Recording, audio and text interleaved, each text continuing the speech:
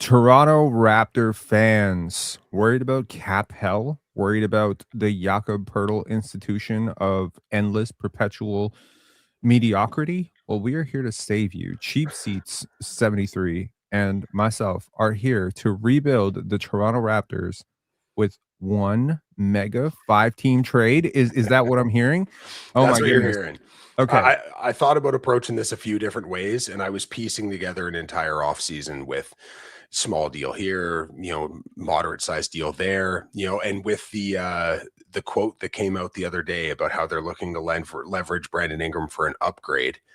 Trying to find an upgrade that was available and made sense was very, very challenging because I just don't think there is one out there. So I went with the approach of saying, when we saw Durant and Westbrook and guys like that moved over the last couple of years, they have been larger form deals.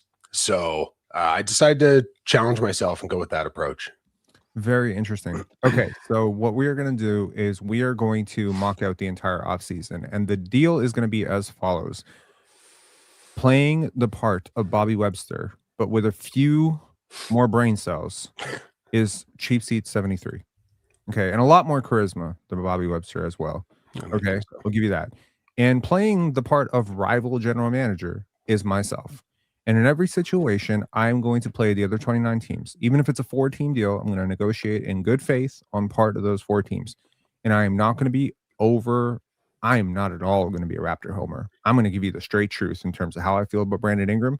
And I'm going to be as realistic from the perspective of those teams as humanly possible. As someone who covers the NBA in large, I have a pretty good pulse on what teams want to do and in terms of how teams are thinking. So yes, if the Dallas Mavericks win the first overall pick and you come knocking with your Brandon Ingram and RJ Barrett offer, I'll tell you to go kick rock.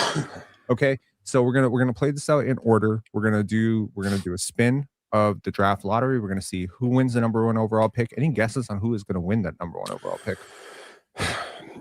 Oklahoma City. Oh man. Just to go full chaos, I think that would be the most fun option. If I had to put betting odds on it, Okay. Who hasn't had any luck recently? You know what? Let's go Chicago Bulls. I'm gonna put my money on the Bulls. Go deep lottery odds too. Okay. Yeah, I'm gonna guess that the Dallas Mavericks are gonna win. Because I Okay. feel like Masai Ujiri got that deal the way Brian Colangelo got that deal. You know what I mean? Like they said, hey, wink wink, Brian Colangelo, go save the Raptors. We'll give you Andrea Bargnani. Yeah, and Cooper Flag, of course, Dallas losing Luka, a little bit of a favor to the LA Lakers, helping out a big market team, sustain themselves next to LeBron. Okay, we're going full conspiracy mode here. We're going to spin this lottery thing. We're going to figure out where these picks land. Obviously, the Toronto Raptors are not in the lottery. They're going to be holding the 19th overall pick, which means you are the Toronto Raptors, and I will be the other 29 teams. Okay, let's spin this lottery. Okay. There we go. The Wizards. The Wizards get the number 1 overall pick. Interesting. The Brooklyn Nets get the number 2 overall pick. The Dallas Mavericks do move up. I was close. They're the biggest risers in this draft, but they get the 3rd overall pick. The 4th overall pick goes to the Utah Jazz. The 5th overall pick goes to the LA Clippers because the Indiana Pacers traded that pick away. Top 4 protected. So the Pacers lose their pick. News and music to the Raptor fans' ears, quite frankly, because AJ wants to go into the Pacers would be bad news for the Eastern Conference. Sacramento moves down 1. Memphis moves down 1. Atlanta moves down 1, and everything else stays in order. Okay, so that is... Oh, we should have run the lottery presentation. Yeah, I actually saw this for the first time today, actually, the ESPN new presentation thing, which was pretty cool. Yeah, let's run this again. Okay. Run it again? I'm down. Reset it. Yeah, I don't want the Wizards winning. Just, Autoplay. Let's do it. All right, Hornets. Okay, 14th. We got the Hornets. 13th, we got the Miami Heat. It's all square. Oh, I was hoping for the chaos. Golden State, no help for Steph Curry. No movement yet. Oh, okay. So Bucks move up. Interesting.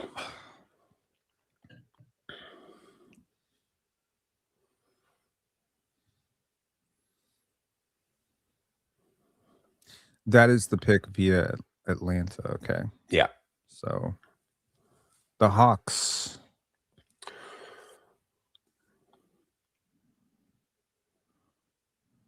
Okay.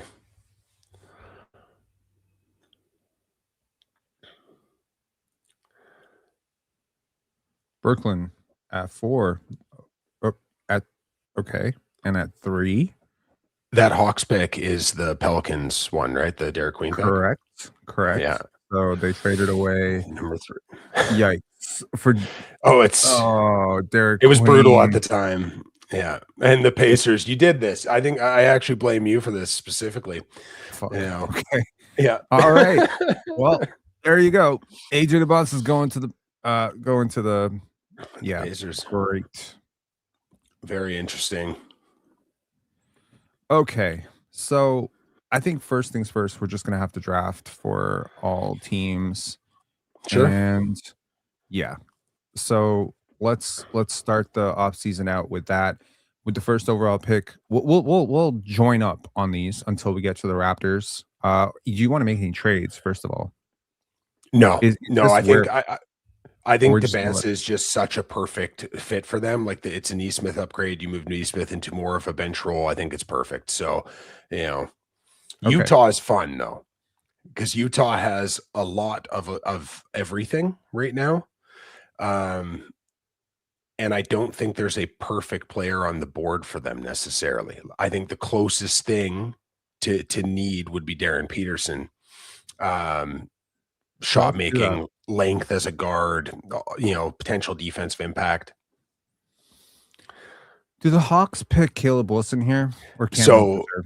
on my last big board, I moved Caleb Wilson ahead of Cam Boozer, and I'm a Duke fan and I hate North Carolina, but yeah, the kid's impressive. I think Cam Boozer is the perfect fit for the Brooklyn Nets here. Yeah, this has worked out perfectly. Okay, number 5, Washington. Kingston Flemings or Darius Acuff. They actually are a good organization now. They know what they're doing. Honestly, it just for me, I think that they don't go with either necessarily because the Trae Young factor. Like Acuff would be kind of a redundant player with if they're going to invest in Trae Young, and I have to imagine they're going to sign the extension with him. I think they look for a 2. Since there's no like real available 5, I think this is a spot where if they were really looking to shake things up in a massive way too, if AD is on the move again, being able to move that pick and AD together all of a sudden gets you into an echelon that's pretty impressive. But like off the kick, I have Burries ahead of Wagler, which is not consensus, but Wagler would make a lot of sense here, despite the little bit of redundancy with Trey Johnson. Okay, we're gonna go Keaton Wagler and Sacramento. I think they're gonna go Darius Acuff. This is the Acuff pick for sure. Yeah, there we go. Memphis, Kingston Flemings. I agree. Okay, number 8, the Milwaukee Bucks. They are really kicking themselves right now that Darius Acuff and Kingston Flemings just went off the board. Yeah, Michael Brown Jr., Braden Berries, Yaxel Landenberg. I don't think they go that way. No, Phylon, they could. Mara, they wouldn't. I think they want Rollins to have on-ball reps as much as possible. I think that they're less enticed to go with a true point like Phylon, but they want somebody that can defend a point of attack. I think Braden Burries next to Ryan Rollins gives them just such a wild perimeter. What is Masai Ujiri doing with the 9th overall pick? Now we have Michael Brown, Yaxel Landenberg, obviously have Cooper Flag there. You don't move up top 10. You have Derek Lively coming off an injury. You could go very big here and bet on the Michigan big 7'3" and have 7'2" and 7'3" next to each other with Cooper Flag, just nightmare for the entire league. You could also get very interesting and go Dalen Swain here. Yeah, I think it's probably, if they were going to do that, I think they'd probably just better off trading down. But like for me, it's Phylon. Like I love LeBaron Phylon. Having him next to Kyrie Irving as well just fills out their roster, especially because Kyrie's so damn good off ball. But like I would just love that fit. The Bulls are up next. They need everything except They for a need point everything. guard, which makes me think they're probably going to pick a point guard. But there aren't exactly a ton of options here for them to do that. Is this the Nate Ament? I think they're so I don't know if they go a mint because like Buzelis and Essengay are already have a level of redundancy there. And Sure. I think they do want to invest in Essengay this year. Um, for me, this is screaming either you take the ready-made center in Mara or you go high-end potential and you go with Quaintance. But like I'm gonna go with Mara here. yeah, Mara I think could be fun there, especially with the passing. Golden State. Yikes. Okay, so I feel like Golden State Steinbeck fits what they like to do.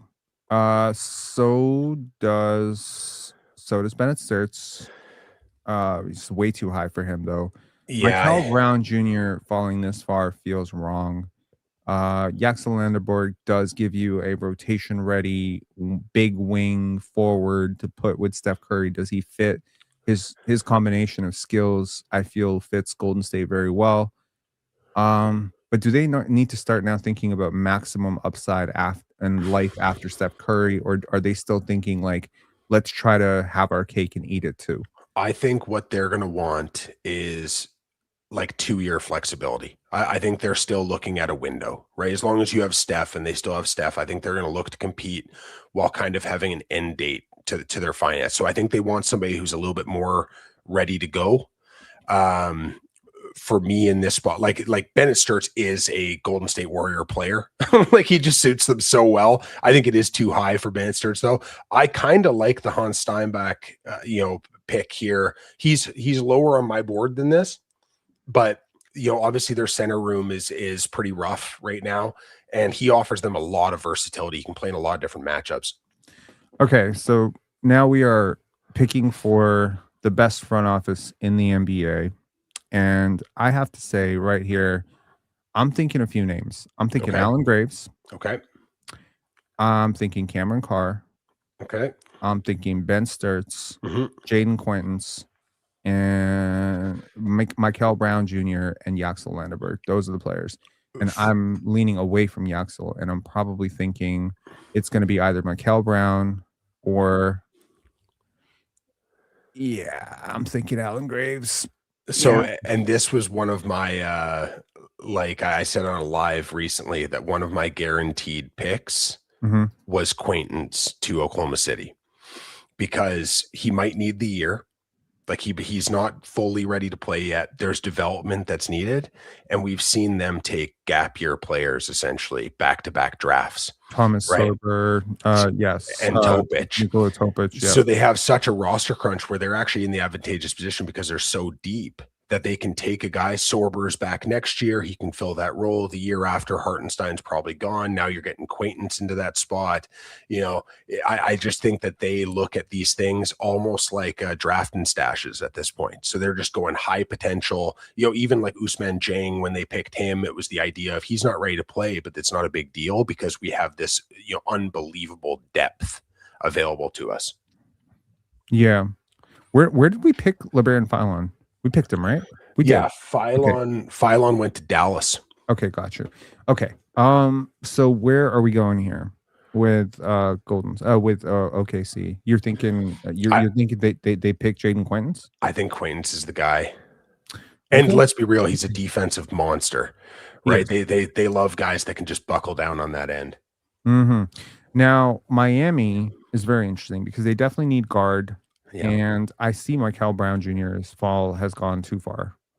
I think it's a good spot for him. Yep. There we go. They get great value at 13. The last time they were at 13, they picked Bam Adebayo at 13, Tyler Hero at 13. Yeah, they love that pick. Or sorry, they got 14. I think Bam was 14. But nevertheless, okay. Now we got the Charlotte Hornets, the resurgent Charlotte Hornets. I think Yaxel Landerberg makes a lot of sense for them here. That's where I'd be going as well. Jalen Swain as also makes a lot of sense. But let's go Yaxel here. They've shown a willingness to compete, and maybe they're thinking, long term of an upgrade on that spot. Okay, now we have the Chicago Bulls with their second pick. And it was Mara. the first one, right? Yep. I think they would look for a wing. Dalen Swain. Swain could be super fun. Like him and Giddey playing next to each other too would be very, very interesting.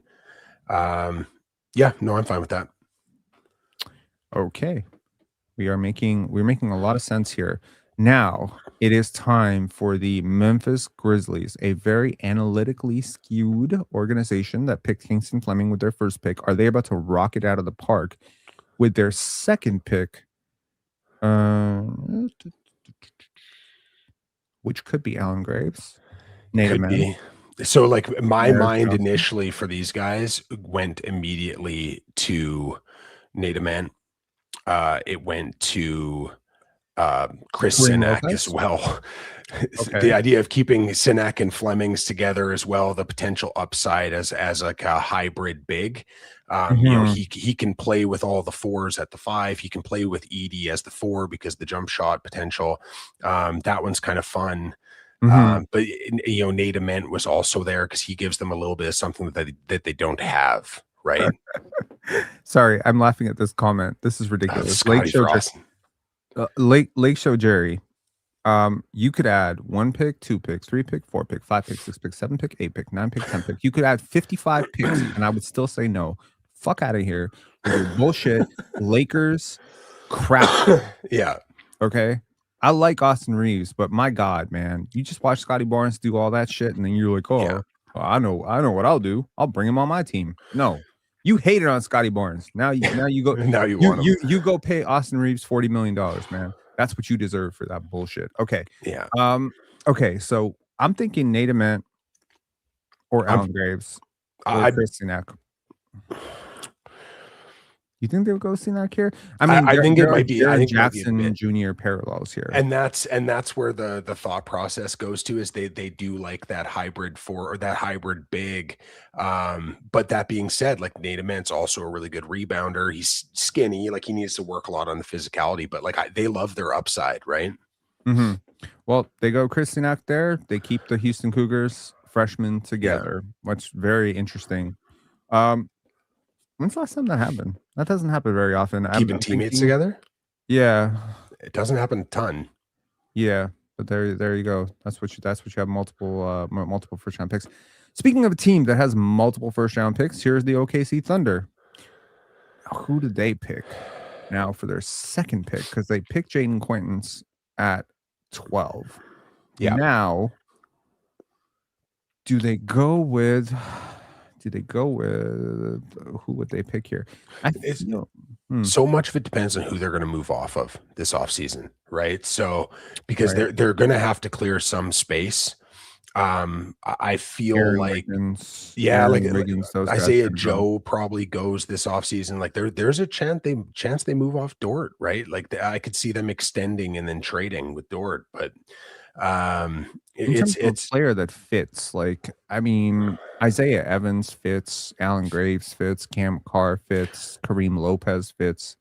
I can see. So I'm lower on him. Like there's like a lot of the reporting that I've seen. There's maturity stuff there, right? He's a young player.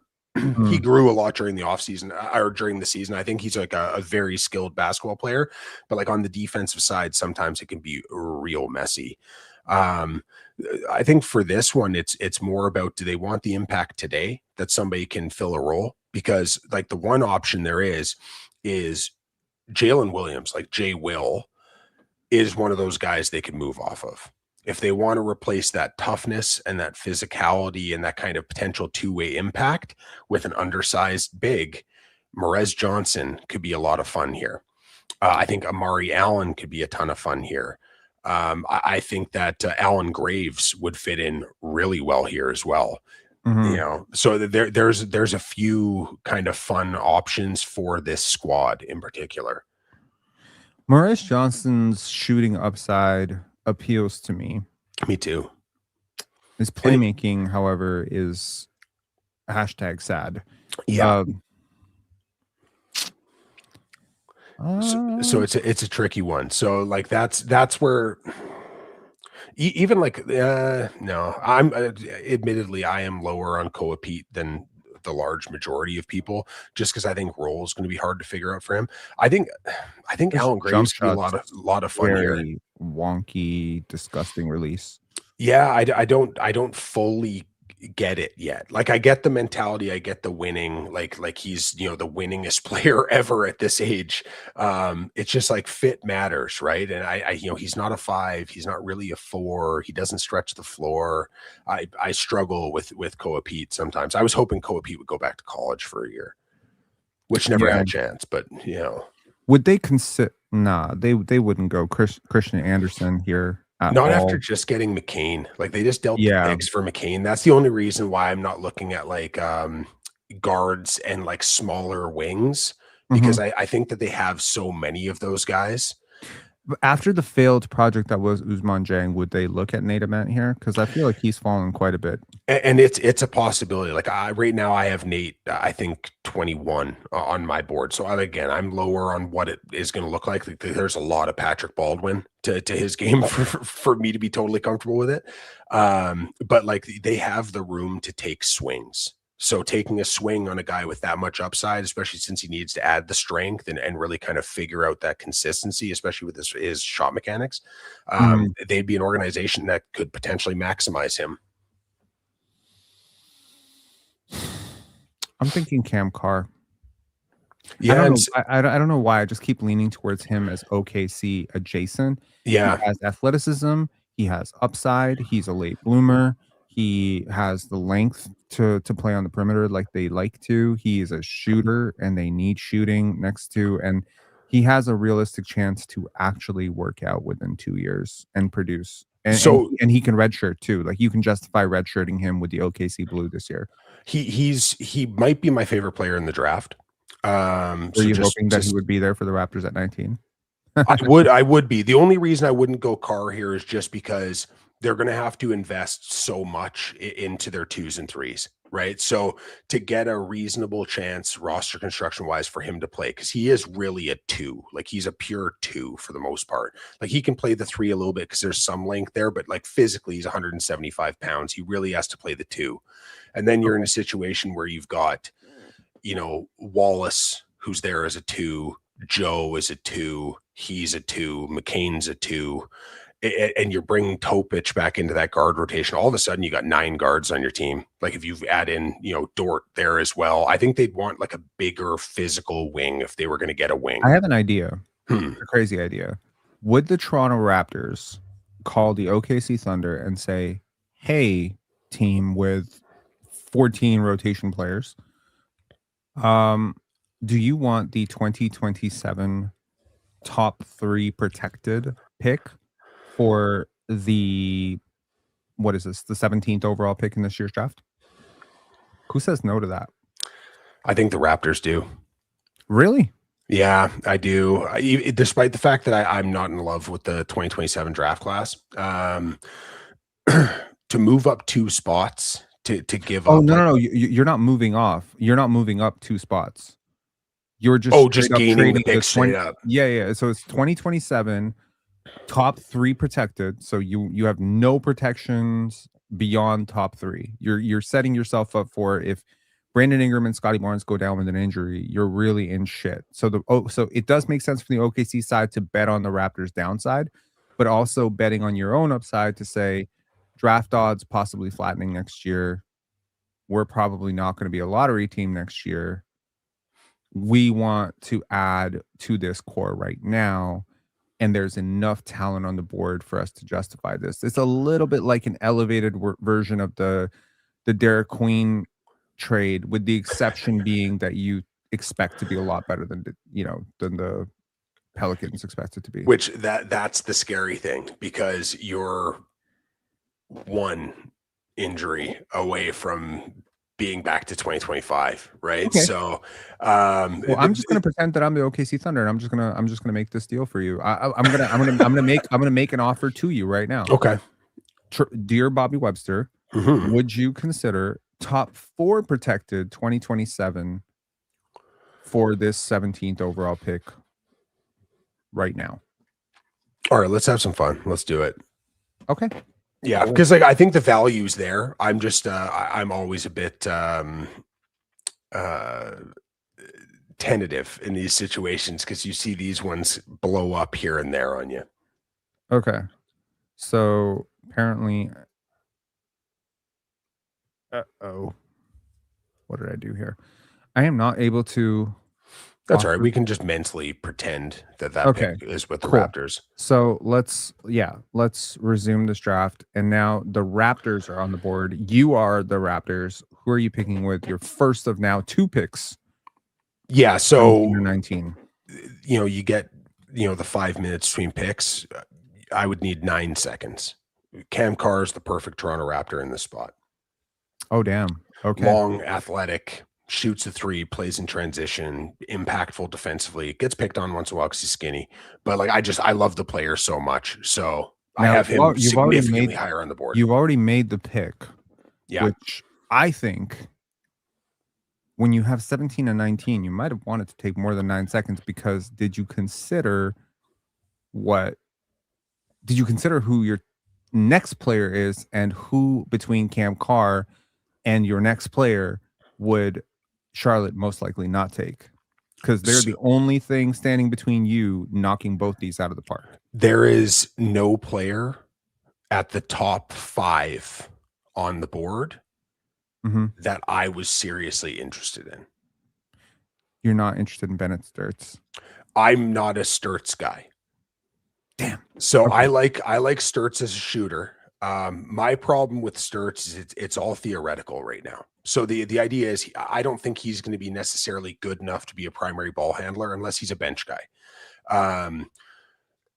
People talk about how good he can be off ball, but we've never seen it.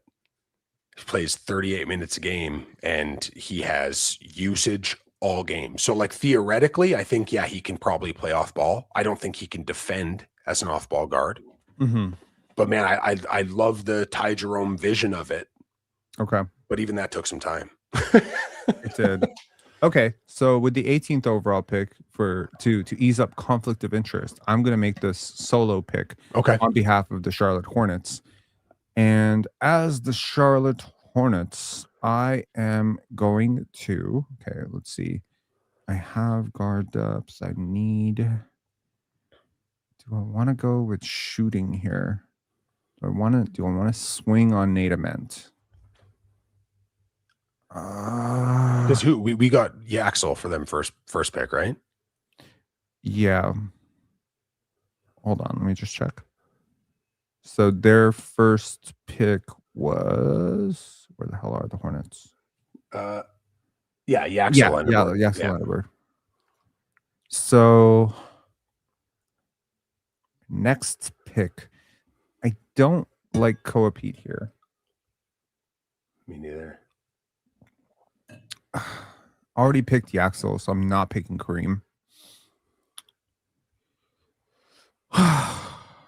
Okay, so here's the thing.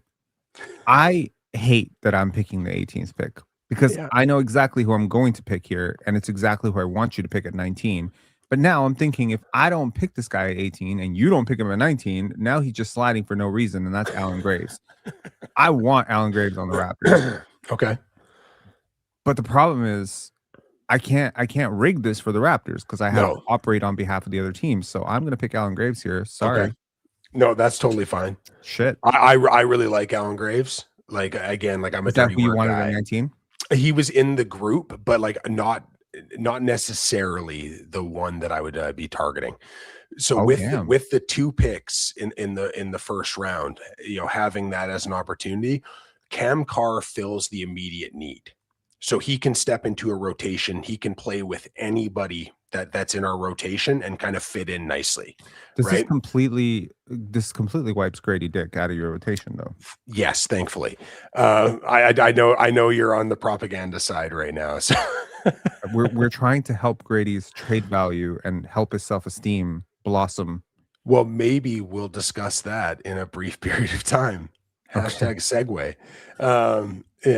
Okay. What are you just for a quick thing, just scroll down for me, just to make sure I'm not okay. So options in this range probably include, but you're not picking Alex Caravan here. No. you get fired for that. Yeah. You're not picking Richie Saunders, so I'm No. assuming Tunde Yesufu, Henry Visar as a pick and pop big.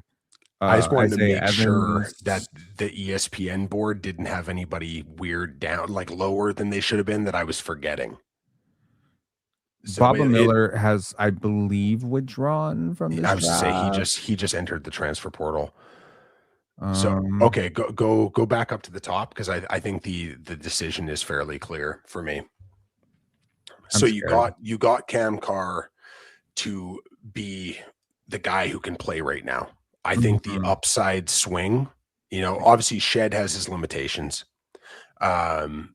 Quickly was, despite what people want to talk about, Quickly was fantastic outside the first 12 You're games gonna this pick a year. Corey, aren't you? So Corey's number 2 on this thought process. Christian Anderson. I'm a huge Christian Anderson fan. Okay. Well, So this is very traumatic for me because I got to tell you, okay. No, this is great. This is great. I'm glad that you're not a you're Christian operating as Anderson the guy? Raptors. So it's not that I'm not. It's just that, first of all, if I could go back in time and probably operate from the other side of this, I'm definitely picking Alan Graves at 17, and Ooh. then I'm I'm probably letting Carr fall to 19. So I getting a don't combination of those two, I think, would massively expand my defensive floor. Whereas Christian Anderson, I'm not really sure. But I mean, honestly, like, what do you think he can turn into? You think he'd be a starting guard? I think that if it hits correctly, you're talking about and when I say defensively impactful, understand what I'm talking about. It isn't a good defender, but a defender that causes a level of disruption, right? But you can look at him being a more defensively disruptive version of Darius Garland, right? And like that he is such a high level passer, and not just Right. like Darius Acuff's a good passer. He makes simple reads exceptionally well. Christian Anderson makes some high level reads. Like, some of the passing reads he makes are spectacular. As a pure jump shooter, like, his ability to have pop from the perimeter is silly. Like, I think that, like I said, there is bust potential there. Like, there is bust potential. They put him at 6'3". I don't think he's 6'3". I bet you he measures more like 6'2". 6'1". But there's that small guard potential.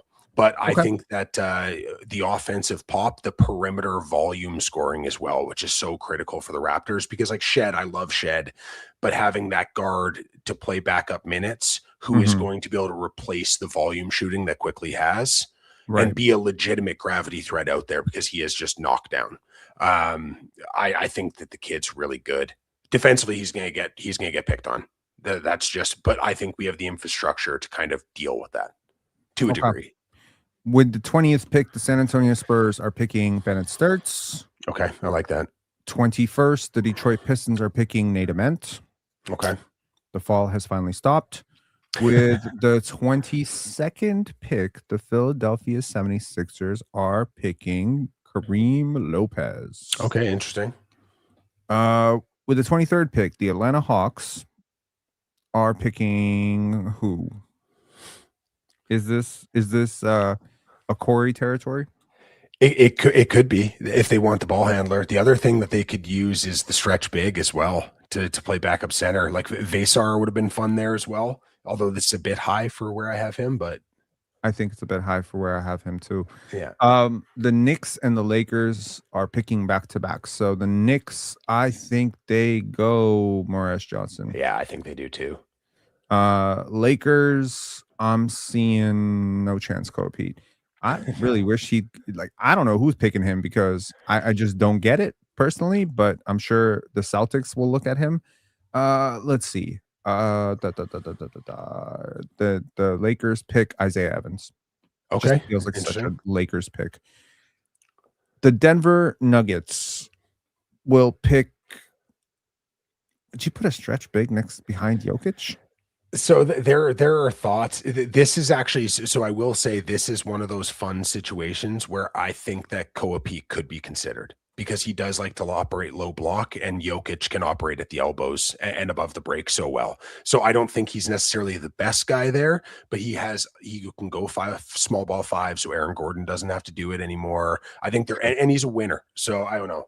He does. Okay, perfect there. And then the Celtics. B-Star. Yeah, 100%. 100%. Okay. Yeah. Yeah. The Minnesota Timberwolves pick. So I love Josh Jefferson.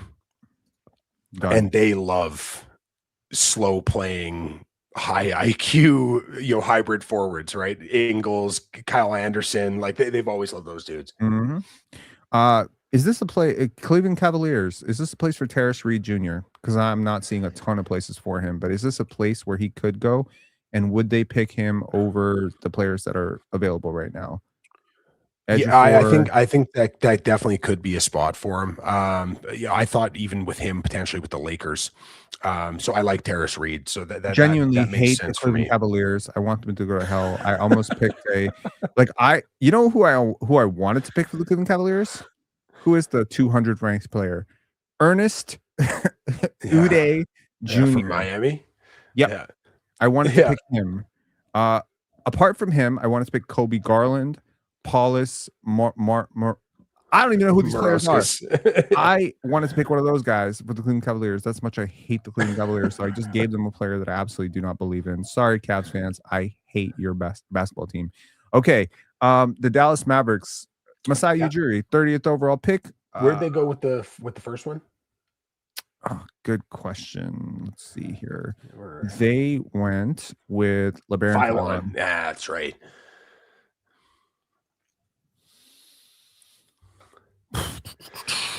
Is there a player here that really fits? So there's a couple fun ones. So like I naturally go to big wings for them, like big shooting wings.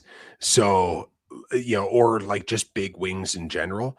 But like Amari Allen could be fun. But like if there's a team that's going to do it, Milan Momcilovic is the best shooter in this draft. Having that floor spacing, there's other issues in his game, but like Momcilovic, man, I tell you, like legitimate gunner. Yeah. And now we're into round 2. 48%. Okay. We can speed through this real quick. Sure. Okay. Knicks 31.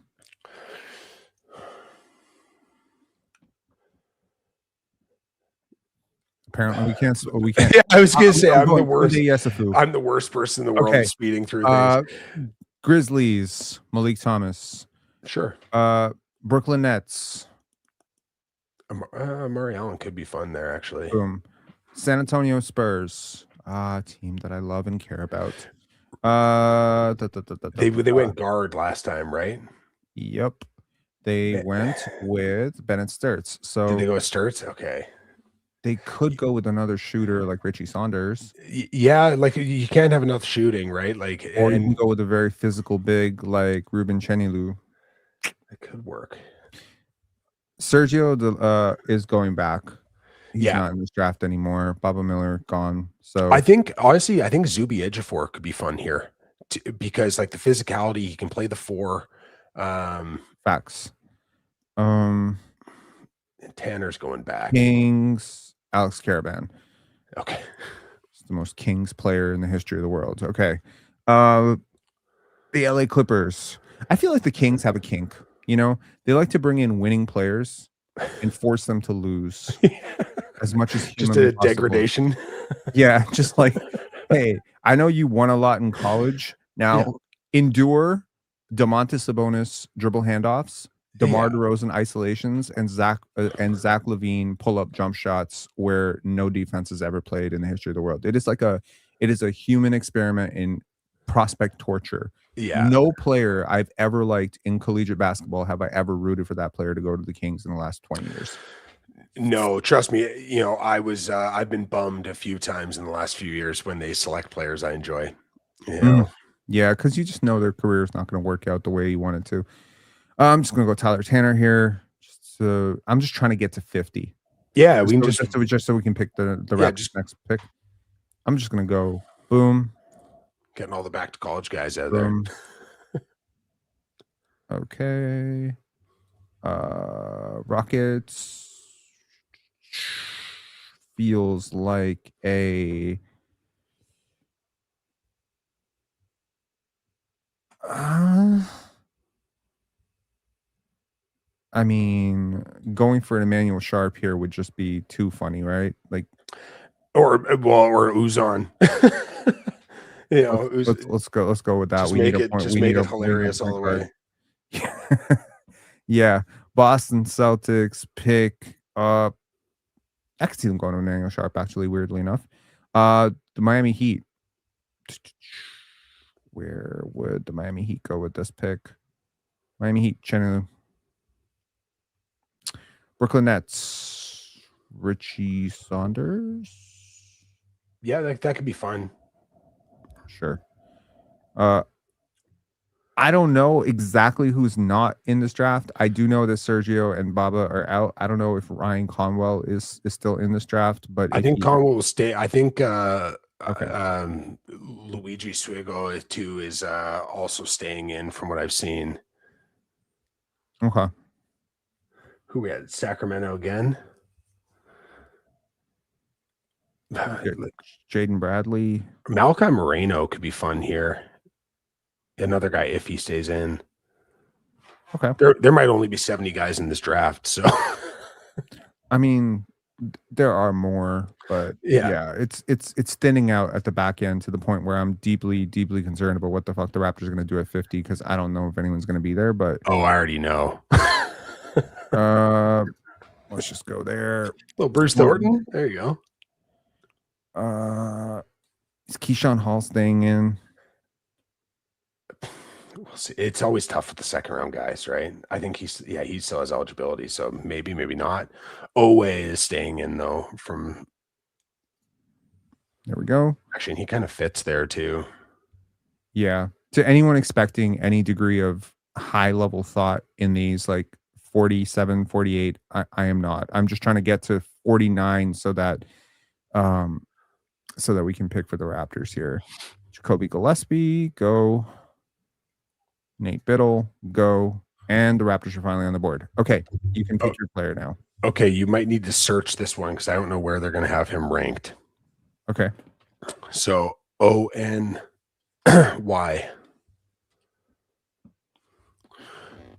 Yeah, Onyesu. Okay. Massive ceiling, like crazy high potential, defensive anchor center, really athletic, blocks a ton of shots. Like he is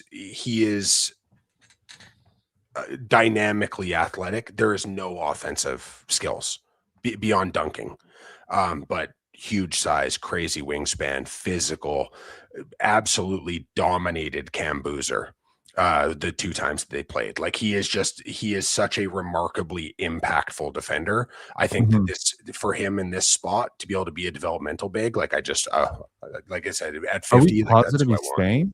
Yeah, no, he hired an agent. It looks like he's staying in. I got really pumped about that like 2 days ago when I saw a report that he seems to be committed to the draft, is what the agent stated. And he hasn't entered the portal either. What's his wingspan? So we haven't seen exact measurements, but we're assuming somewhere around 7'6". Damn. So he's got really good length. Like this kid blocks a million shots, like really, and he's not physically fully developed yet. But man, he's strong for like a wiry frame. Like Boozer tried to go through him and just couldn't. Like I think in the 2 games he had 9 block shots on Cam Boozer. Yeah, I'm gonna actually pull up his stats right here. Yeah, and I think he was 4th in the country in block shots per game. Damn. Okay, so I mean, we're talking about a 22-year-old project. Yeah, who had a 12.2 box plus minus. That sounds like a Raptors pick. Yeah. That sounds like a Raptors pick. That sounds like 100% Raptors pick. Yeah. Yeah. I mean, there was solid growth. He didn't start a single game last year. Sounds like a total Raptors pick. Yeah, dude. Like I'm telling you, like this is again, you're picking him 50 for you're not expecting a whole lot. If this hits the right way, it's Nimi Keita. Right, like that's my comp for him is Nimi Keita. Like I loved Keita out of college. So, but yeah, that's who he reminds me of. It's just like there's a level of like physical verticality, and he plays tall, right? So it's he gets it. There's a lot of development though, and he's a lot of development. Okay, cool. Yeah. So this is this is where we're at. So we have picked Bogota and Onyenso. Yesu. Yeah. We have also picked Christian Anderson at 19, and then Cam Carr at 17. So I'm going to add these players here on my spreadsheet. And that way we can get to the second part of our show, which is the offseason beyond the draft. Cam Carr. And then, okay, Christian Anderson. Okay. Mr. Anderson. Little callback to The Matrix. Okay. Okay. So in terms of the Raptors depth chart, we are adding one big, we are adding one point guard, and we are adding one shooting guard. Yeah. You managed to go an entire Raptors round without adding a power forward. Who are you, and what have you done with Bobby Webster? It's like I would be less shocked if there were 3 power forwards picked in back-to-back picks. Okay, so let's get to the draft. Okay, so we're past the draft, and so now it's time for trades. Okay, so for the trade that I did. I have one question for you before we start. I am RJ Barrett's agent. I knock. Hello, Mr. Cheap Seats. I am RJ Barrett's agent. My name is Rob, and I would like to know my client who balled out for his country, for his city. Can we get an extension? No. Why are you so mean? Yeah, no, I'm about the worst GM to have for an RJ Barrett extension discussion. No conversation, not even like 25 million. Like what are we doing here? So I balled out for you. I would rather use him as a tradable asset. No loyalty. No loyalty. Yeah, no. I'm pragmatic. You have made RJ very upset. You have upset me. You have upset the city of Toronto. The Six is not fucking with you anymore. No, they already don't. They're already mad about my RJ Barrett takes in general. And I will say, this is not me insulting RJ as a player. I like what RJ does as a player. What this offseason for me is about is Darko's getting that extension. That's kind of been loosely reported. Giving him a team that can actually play the system that he runs. Okay. So that is the MO for this entire thing. And I'm not sure if you want to, the Spot Track trade machine has 26, 27. Because like the Fanspo one only has 25, 26. So some of the contract details are different. I don't know if you care about that. But. Yeah, sure. Let's go here instead to the Spot Track. Yeah, so you just have to switch it to 26, 27 for the operating year. Okay. And so does it do 5-team trades? Yes, it does. Yeah. Cool. I built this one. It's actually sitting here on my phone right now. So one modification would have to be made because I did use the 27 pick in this deal. So let me preface this first.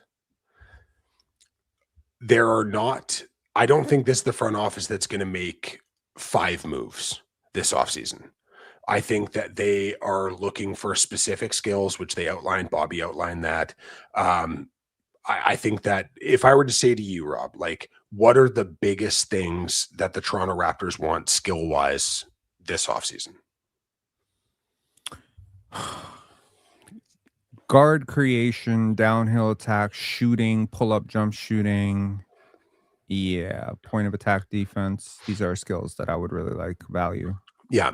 So for me, So when I basically everything RJ Barrett doesn't do. yeah, well, and this is the difficulty. So this deal is chaos. I've ran it past 4 other people to make sure I wasn't crazy. All of them looked at and went, "You're crazy." And then I Okay. said, "Look at it though." Okay. And then they all came back to me and said, "It's crazy, but it actually does make sense for everybody." You know what? This channel is where crazy takes live. Yeah. They called me crazy when I said Scottie Barnes was gonna be the face of the franchise. They called me crazy when I said Jakob Poeltl deal was a bad deal. They called me crazy when I dipped my head down when we picked Grady Dick, and they said, "But we need shooting." So, yeah, like, this is a place where you get to be crazy, you get to be Yeah. called crazy for 2 straight years, and then people come back and apologize and say, "My bad, you were right." So don't worry. People are going to hate this, but I'll explain myself afterwards. So there's a lot to this deal. Okay. Okay. So it's going to be Toronto. Okay. It's going to be Milwaukee, Okay. the New York Knicks, Mhm. the Golden State Warriors, Oh, wow. Okay. Okay. and the Sacramento Kings. Oh my god. Okay. So let's see. You're pulling in 2 of the dumbest franchises in the Yeah, NBA into a certainly am. deal and a team that was trying to sue you actively. Yeah. Okay, cool. All right. Let's Yeah. get into it. So I think that the best way to get involved in a big trade where you can get a slightly distressed asset that you can kind of hopefully nurture back into full view is going to be by being a part of a Giannis Antetokounmpo trade.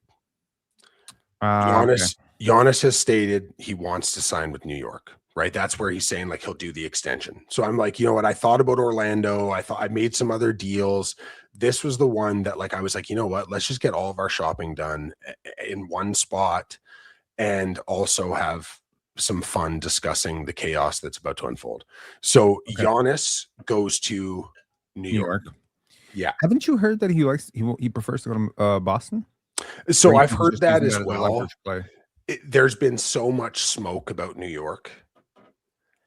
And for that fun element of it, Mhm. because that's part of it too, is I wanted to have fun with this. So I think Giannis to New York makes a ton of sense. And his fit with Brunson is overwhelmingly good. I don't love the fit so much with what the Celtics have. And Sure. I think that Milwaukee is going to want financial flexibility. Okay. So I think more than anything else, I think Milwaukee is going to want draft capital and they're going to want financial flexibility. So that's what I've emphasized here. So it's not about talent pool coming back to them. It's about financial flexibility and the ability to kind of reset this franchise. Okay. If So somehow in this trade OG comes back to the Raptors, you will be my favorite Raptors content creator of all time. Okay. I tried so hard to make that happen and Yeah, it's almost impossible. it's not gonna happen. Yeah. Okay.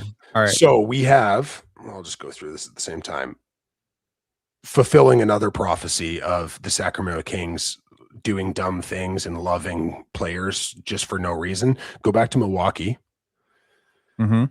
because Kyle Kuzma is going to the Sacramento Kings. Love it. They've been chasing him for 7 years. They finally God. get their guy, right? Moving to the New York Knicks. Mhm. And this is where I ask Raptors fans to breathe. Okay? Trust me, there is nobody on the planet that probably likes Karl Anthony Towns less than I do. Karl Anthony Towns to the Toronto Raptors. Yeah, I already put it. I knew you were gonna Yeah. do that. Josh Hart, Golden State Warriors. Okay. Do you want me to go through draft capital as well or go Yep. through the players first? Sorry. So from the Knicks. No, actually go through the players first and we'll add the picks after. Okay. Okay, that works. So go to the Raptors then. RJ Barrett, where's he going? So Brandon Ingram to the Golden State Warriors. Okay. There's a lot. Don't worry. RJ Barrett to the Milwaukee Bucks. Okay. There's a logic there. Like I said, Okay. Where's Jakob Poeltl go? Jakob Poeltl is in this deal. Sacramento? And he's going to the New York Knicks. Oh wow. Okay. They do not have the asset capital To play with Giannis? trust me, it seems silly. They're not going to use him as a primary player. This is a cap deal. Okay. They don't have the assets to get Giannis on merit alone. Okay. So they need to take bad money to be able to get that. And to be fair, man, this deal still saves I them can say money. no to this deal from 4 different perspectives. So we'll get to the renegotiations once you show me the deal. But Absolutely. yes. Gradey Dick is also in this deal. Where do you think Gradey Dick's going? Gradey Dick's going to Golden State. Milwaukee. What? Yeah, okay. Yeah, I mean, he fits both. Yeah. He fits both systems. Okay. So Golden State Warriors. Mm-hmm. Moses Moody goes to the Toronto Raptors. Okay. You are aware that he has the Yeah. Trust me. Injury. Yeah. Was it Achilles? No. No. It was ACL. ACL. Okay. Yeah. That's cool. No, it was a meniscus. Oh, meniscus. Okay. Yeah, it was a meniscus. So yeah, I mean, I've wanted him on this team for a very long time. I like him, but this is where the super fun stuff comes in. This isn't even fun yet. What did I say Milwaukee was going to try to emphasize? Financial flexibility. Mm-hmm. Jimmy Butler is going to the Milwaukee Bucks.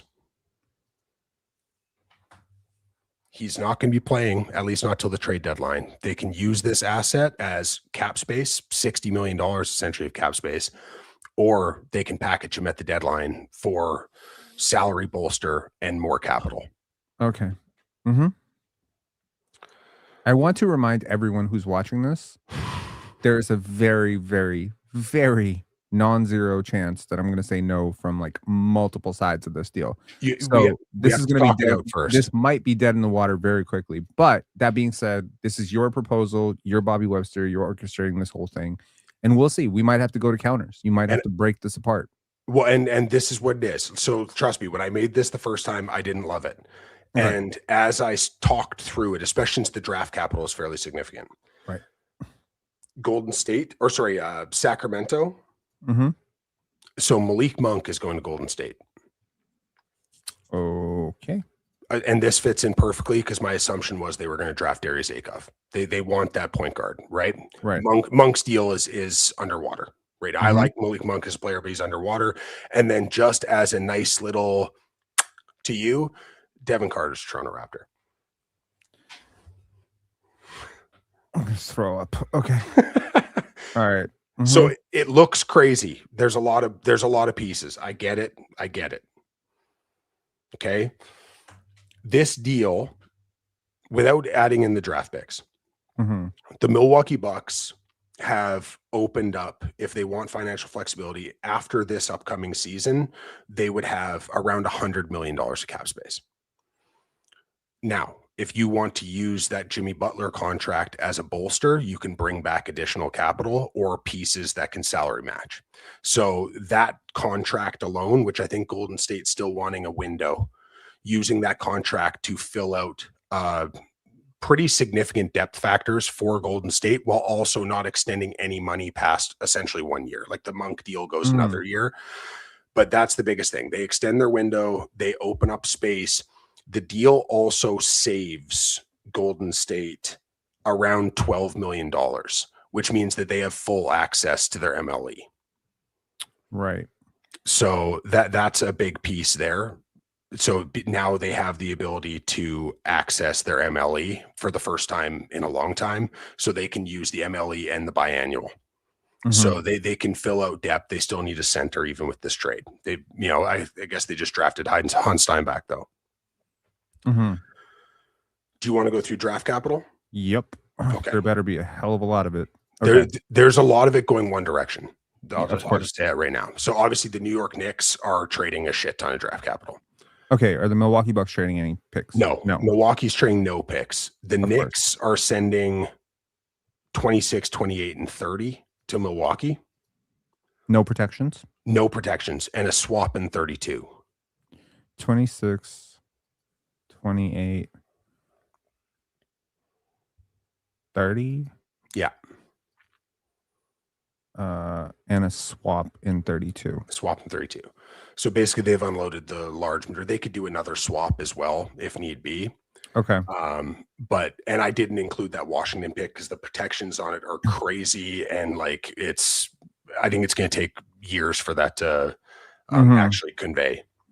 The 2027 Raptors pick is gone. 2026 is gone. So now where do the Raptors pivot from here? Because you can't now trade 2028, so you have to trade 2029. So it would be a swap in 29. With whom? And that would be going to, hold on, let me just look at that. Oh, to Milwaukee. Okay. So that fills out the last bit of draft capital to Milwaukee. Okay. Golden State? Golden State, there's no draft capital involved. Okay. And Sacramento? None. There are going to be 2 seconds from Toronto to Sacramento. Okay. So is the deal complete at this point? Yeah. This is exactly okay. So let's look at it from every single team's perspective, and I'll start with the least consequential team in this entire deal, which is the Sacramento Kings. Yes. From the Sacramento side, I am getting rid of Malik Monk. Yeah. And Devin Carter. Yeah. And I'm getting back Kyle Kuzma. Expiring contract, Kyle Kuzma. And 2 seconds. 2 seconds. Where did the 2 seconds come from? From Toronto, 26 and 28. Oh, you didn't include that.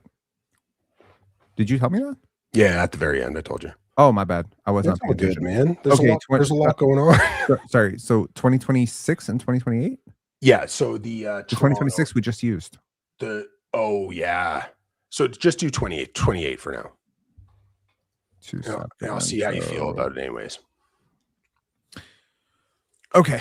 So from the Sacramento side, I'm giving up on Devin Carter, you just drafted Acuff. But I just drafted Acuff. Okay. And you have Nick Clifford and there's lots of guards. Okay. And Kyle Kuzma isn't expiring. Yeah. And I'm getting a second, probably a pair of seconds. Potentially. From Toronto. I gotta tell you, from a Kings perspective, this deal is a 7 out of 10 for me. I'm not jumping over the moon for it. I'm also not necessarily upset about it. I do think, is Kyle Kuzma a better player than Malik Monk? I don't think he is, personally. No. Do the Kings think he is? The fit is better right now. Because like Levine is still there. You just drafted Acuff. You have Nick Clifford. Am I trying to be better right now? No, but this gives you a $20 million expiring rather than Malik Monk, which has this year plus 2 more at 21 or whatever. I didn't know Malik had that much term. Maybe it's just 2, but I thought it was still a third. I think the last year might be partially guaranteed. It's +1. It's +1. So he's got 2 years left at just over $20 million. So you're clearing $20 million a year early. He has a player. Okay, so he has next year's 20, and the next year after there's 21.5 player option, which he won't decline. Which he probably won't decline. No, okay. that like I said, I love Malik Monk, but that contract's underwater for a bench scoring guard, right? I personally like him. I'm upset that he didn't come to the Raptors in this deal, but okay. I think he's just a much better playmaker than he gets credit for. But okay, I agree. Cool. I think he's a better defender than he gets credit for as well. Yeah. Okay, cool. So as a Kings perspective, because my front office is delusional, I'm a common sense person. So for me, this is a 7 out of 10 trade. Mm-hmm. But they're not common sense front office. So let's say for them, this is a 10 out of 10. Okay.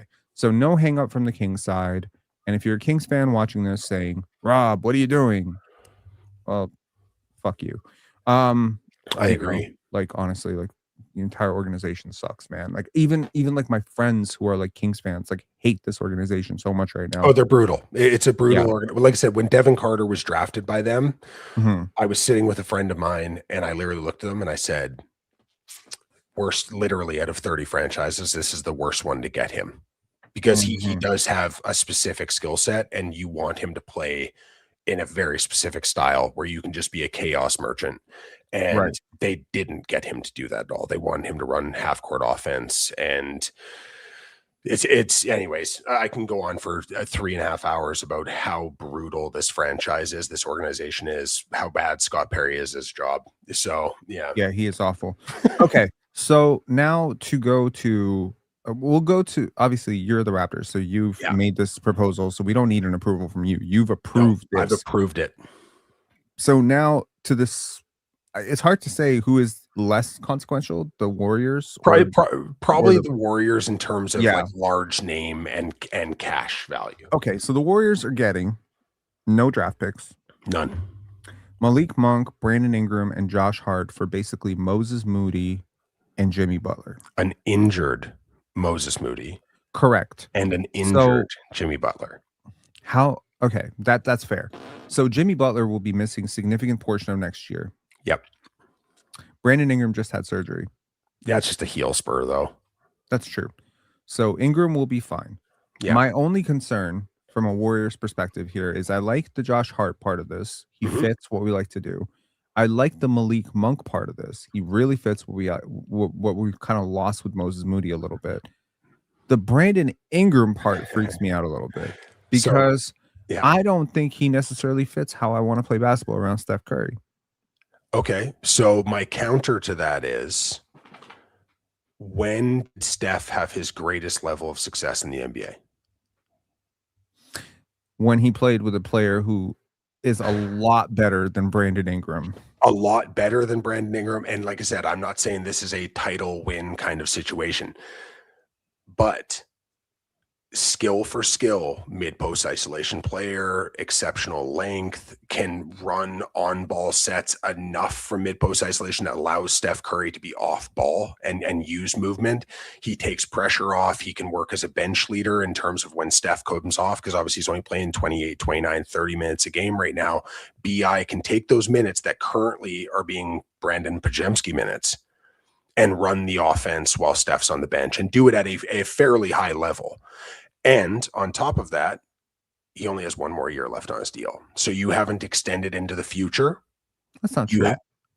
Well, like I'm saying, like after this year, like one additional year. I mean, you're a good salesman, but yeah, I'm still dealing with $41 million of Moody Brandon Ingram on my bench, or sorry, on my team, and I'm not really.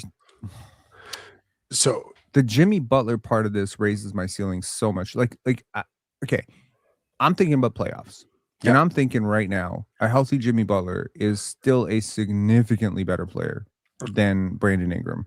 Absolutely. But Ingram is younger. Yes. And he is not injured right now, whereas Jimmy is and he can play on the perimeter.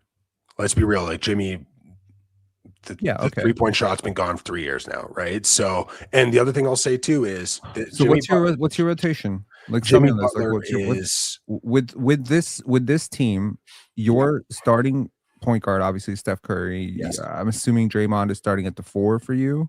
Yeah, Kristaps starting at the 5, Ingram starting at the 3, Malik at the 2. You can go Malik, you can go Pajemski, you can go Hart. You have kind of a mix and match depending on what you want to do that night, which I really like. So immediately those 3 guys play that kind of active role where you have the ability to really mix and match. And late in games, you now have the ability to defend in a completely different function. You still have Guy Santos. You still have that whole group of bench guys that you've already kind of committed to that have done such a good job. I imagine they'll bring back Pat Spencer. This trade also opens up their full MLE. So you can bring back Porzingis and then you can still add a piece. Right. So in terms of spending and cost and the ability to fill out a long rotation, which they like, they still have all the pieces to be able to do it. So now you're going to roll into a season with, let's say that Josh Hart's you're starting in that spot, right? Or whoever, if you want to go Monk or Pajemski or whoever it is. You now have a lineup that has Curry, whatever 2 you want to go with, Ingram, Draymond, Porzingis will probably be back. The shooting and spacing's fine on there. The only player that wants to operate from mid ISO on the court, which is where Jimmy Butler isolated out of, is Brandon Ingram. So he kind of replaces that role in a very, very different function, but a same style of spacing. You've increased your bench depth where now instead of having your primary guy coming off the bench being like DeAnthony Melton, who you could bring back, now you're running with those guys being Malik Monk, your Josh Hart or whatever, right? So it changes the kind of tone and tenor of the team a little bit. The Jimmy piece of it is with Jimmy and Moody both hurt. You don't know how that's going to recover. And the other side is at Jimmy's age, you don't know if he's going to come back this year. So if you put all your eggs in that basket and it rolls around to March and he doesn't play, now you've got an expiring, no asset coming back for it, and no guarantee that a high yield free agent is going to want to sign to play in Golden State long term when Steph's on his way out potentially, right? So for me, the idea this gives them ceiling. It gives them financial flexibility. It puts everybody on the same timeline contractually, which is after the following season, after 27, 28. You end up with around $160 million of cap space if you wanted it. their entire roster's off the books after that year. Obviously, you have contract extensions you're going to hand out to certain guys, but it gives you flexibility. You essentially take nothing off your roster because, Moody, like I said, Moody will be back, but Moody is hurt. Butler's hurt.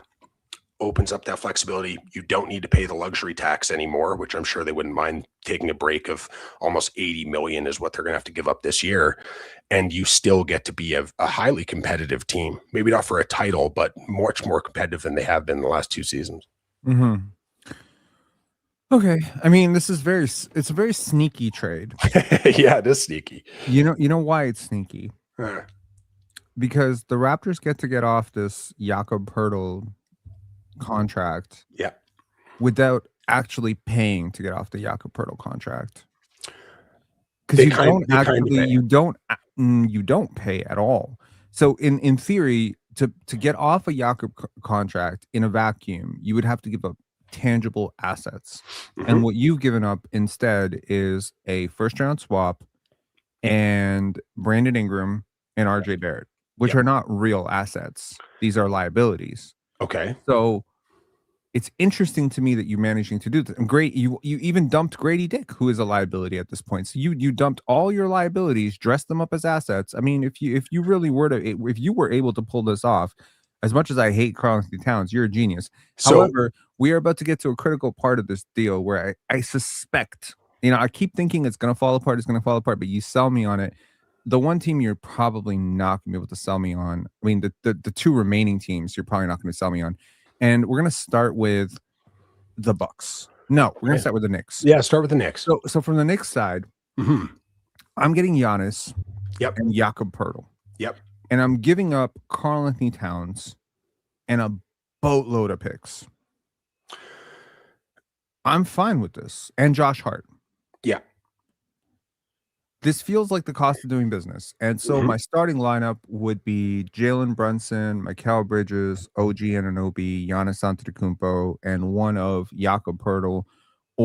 And Jakob, I already have had some success with a Jakob-esque player in Isaiah Hartenstein, so I'm not necessarily mad at it.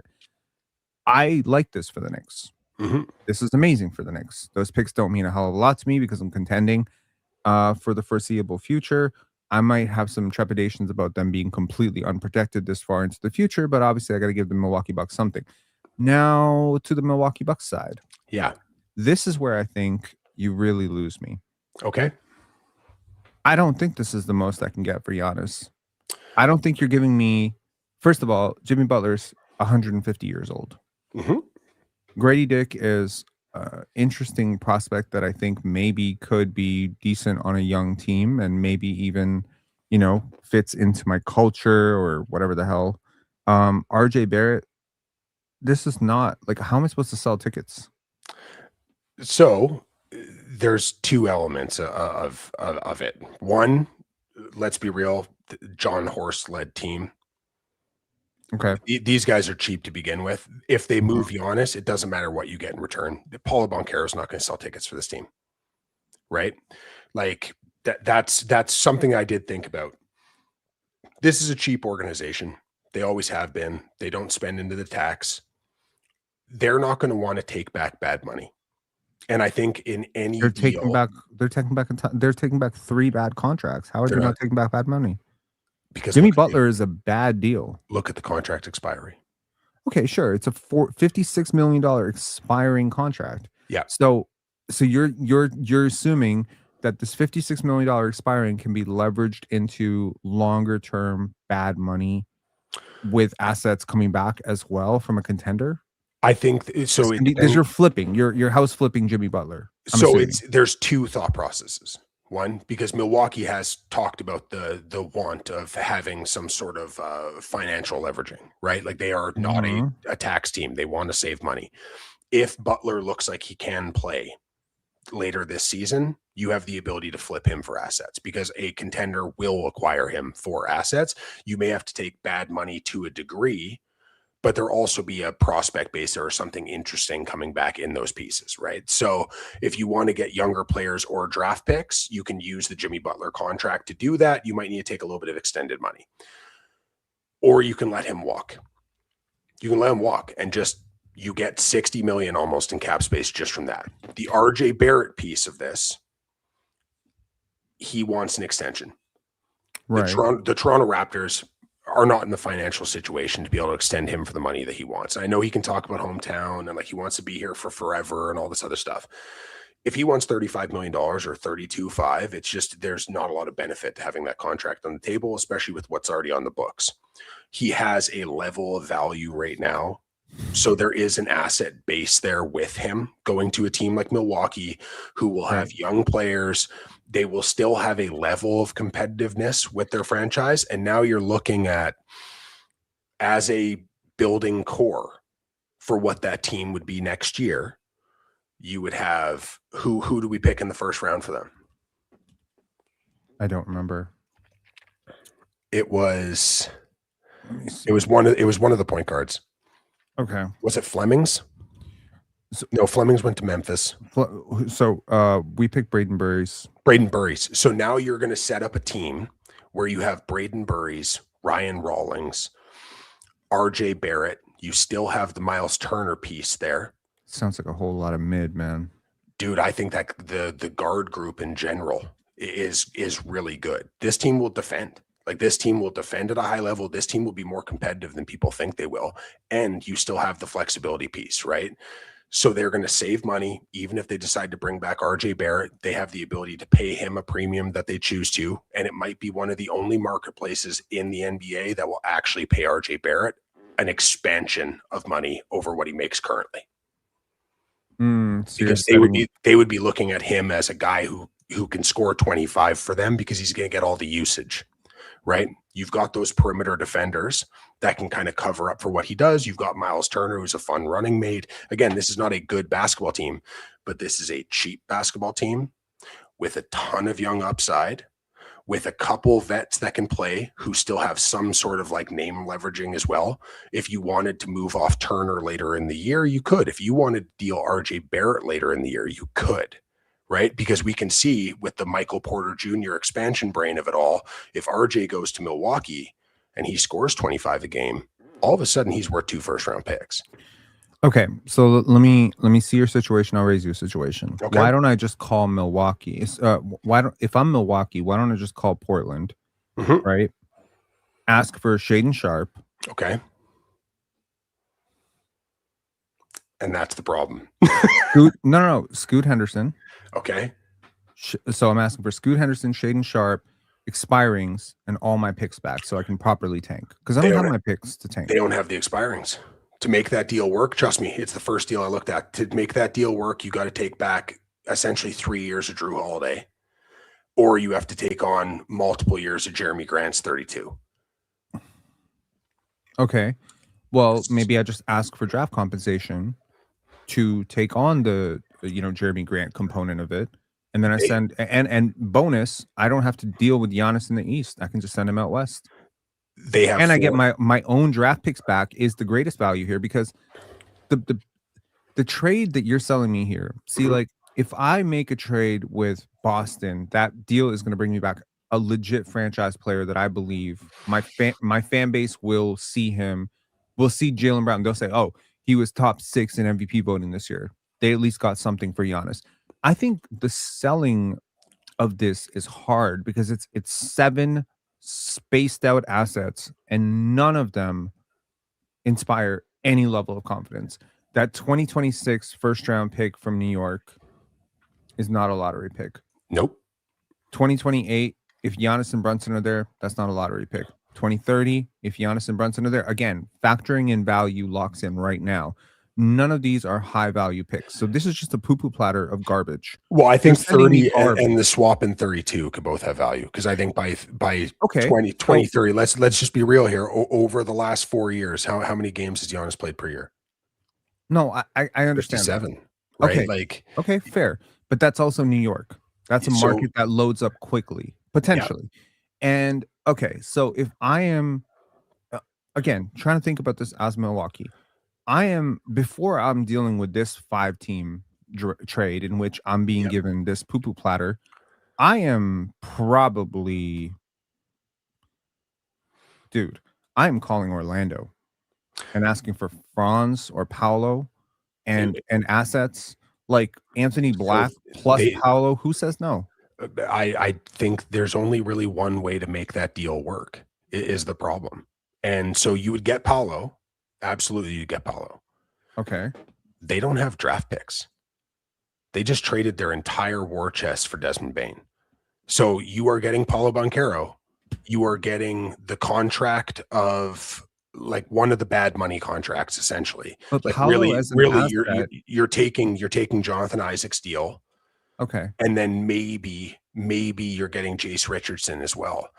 I'm taking Anthony Black. I'm taking Paolo, and the Black one is too hard because he's extension eligible. He is a restricted free agent. You'd have to extend him first, and then the money doesn't work. Oh, you mean he's poison pilled? Yeah, well, he's not poison pilled yet, but to get that extension done, and here's the other piece. Again, and I'm going off of. What about Tristan da Silva? I could take a positive asset, Tristan da Silva. So I could take Jace Richardson, Tristan da Silva, plus Paolo, plus whatever picks or swaps they can trade. You're telling me they can't trade any picks? They can trade one pick and I think it's 2 swaps. Not even. I think it's 1 swap. Okay. So Paolo plus 1 pick plus 2 swaps plus Jace Richardson plus Tristan da Silva beats this offer. I don't think they include da Silva. And that's I'm not demanding da Silva. But here's you have a very expensive roster. Okay. So I'll make the deal for Franz. They wouldn't do it if it's going to be Paolo, right? I genuinely believe that they would not move off Franz at this time. But here's the biggest piece, and I just go off of what's being said publicly. Mm-hmm. Giannis's agent came out and said the only place he's signing an extension was with the New York Knicks. Okay, so if you're trying to trade him to Portland, if he's not willing to talk extension, you're not getting premium value for him. You're going to get premium value, but you're not getting what you could get. You're not getting 4 firsts. You're not getting your draft picks back. You're going to get Portland's draft picks. Okay, cool. Right? So let's assume that Giannis is forcing his way to New York. Yeah. And New York is making this offer. Yep. Now, we haven't thought about this deal from the New Yorks. We haven't thought of, no, we're stuck. Okay, New York, we're fine. Everywhere, we're fine. I'm stuck on the Bucks side. So here, I am going to play hardball with Toronto. Sure. And I am demanding. Okay, let's see. What is Toronto getting? Now, I'm sorry. You are getting a young player in Moses Moody who will probably be healthy by midway next year and is significantly better and on a very reasonable deal than than Gradey. You're getting a former lottery pick, let's call him that for argument's sake, in Devin Carter. Diminished asset, though, right? Like at the end of the day, it's still a diminished asset. A complete bum, if I've ever seen one. Okay. And Karl Anthony Towns. What's the general consensus about Karl Anthony Towns right now and his value, and how's his contract viewed in the marketplace? It is considered, he is expensive. Very expensive. He's a max on an all-NBA deal. Okay, but he's still a top 20 player in the NBA. Absolutely. In his prime. But how many teams are going to be willing to take that deal? Like I said, like the reality is Milwaukee, I don't think Milwaukee's wanting to sign up for $130 million over 2 years of Karl Anthony Towns. Fair. Okay, so here's the thing, Toronto. Mm-hmm. You are getting rid of the worst contract in the NBA in Jakob Poeltl. Okay. That is not a top 20 player. That is not a top 50 player. That is not a top 70 player. You are also getting rid of one of the top 30 worst contracts in the NBA in Brandon Ingram. You are also getting rid of an expiring contract in RJ Barrett that I think is of moderate to neutral value. Yep. And you're getting rid of Gradey Dick, who is a whole nothing burger at this point and was out that's of just your playoff expiring rotation. money. That's just okay. So expiring money. those two are expiring money. I think, quite frankly, Toronto, you smug bastards up north, I think you are going to have to give me a top 8 protected 2031 pick as well. And that's what you're adding? Yeah. And I'm adding that second 2030 second round pick to me, Milwaukee. I need more pick compensation here. Sign the papers. Okay. So, okay. Like I said, Toronto essentially traded moderately diminished assets and one like horrific asset to get people who are expensive and viewed as diminishing assets, right? Moody is hurt, kind of fell out of rotation with Golden State last year. Devin Carter, yes, former lottery pick, there's upside there, but fell out of rotation. Karl Anthony Towns, as a general perspective, people view him as a non-winning player, right?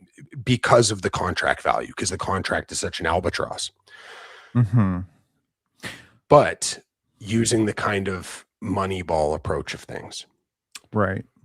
So Toronto, ideally, I wouldn't have a center that doesn't block shots. Ideally, yes.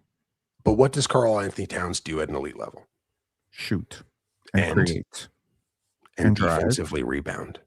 He does rebound really well. Yeah. As a defensive rebounder, he's one of the better ones in the NBA. So you're getting essentially the world's most expensive stretch 5 with defensive limitations, but a wonderful defensive rebounder who spaces the floor. And you're paying a premium contractually for him.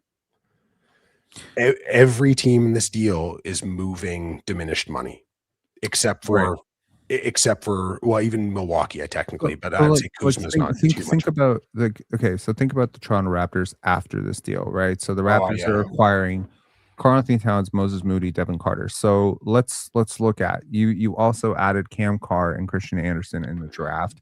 You have now completely you're done with draft picks.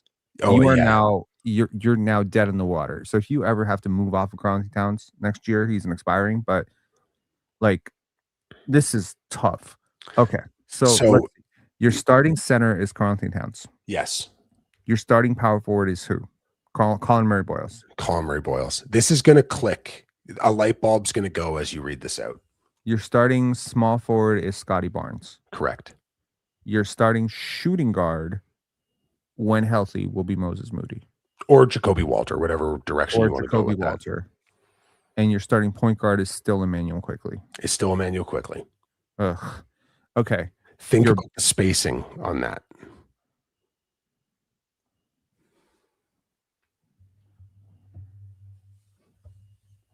You have Colin Boyles being able to operate in dunker, being able to operate at the nail. Barnes being a primary distributor of floor spacing with Quickley, Christian Anderson, Cam Carr, Jacoby Walter, Karl Anthony Towns, Jamison Battle. Karl Anthony Towns' biggest deficiency is what? Defensive mobility. You have 2 of the best rotational defenders in basketball as now your wing pairing, as your forward pairing, which covers up and negates a lot of the negative side of Karl Anthony Towns because now you're able to hide him effectively. Off of the bench as well. And we can talk free agency if you'd want, because the other thing that this does is this moves the Toronto Raptors so significantly under the tax that they can use their MLE and their biannual exception. Yeah, I completely forgot about that. So how much money did you clear out? So for the Raptors, your outgoing cap is, oh my God, 96 Sorry about the noise. 96 million. Yeah. And your incoming is 74. Correct. So you just shed $21 million, and your expense was basically 2 draft picks. Yeah. In a deal that all 5 teams, you can see a principle of why they would agree to it. If the Giannis thing about wanting to go to New York and not being willing to sign an extension, I did operate under that pretense, is factual. Yeah. I mean, you are now like, okay, so now from the free agency perspective, Yeah. I mean, your team is already coming together.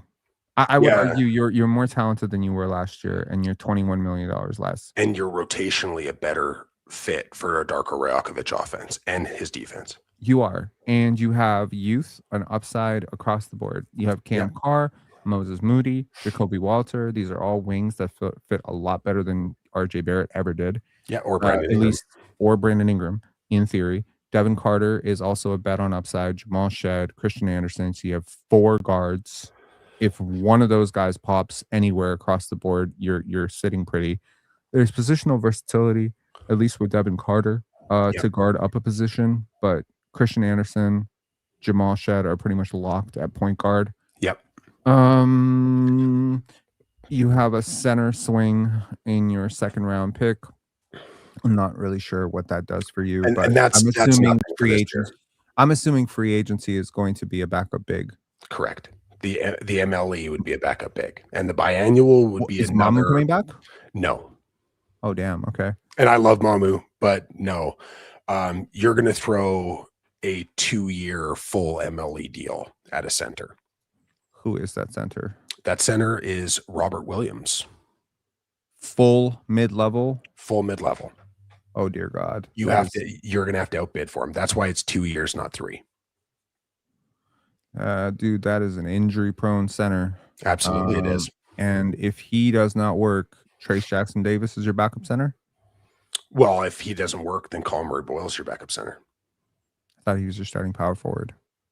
Well, that's when Barnes becomes the starting 4, and you run with Moody and Walter as the 2-3.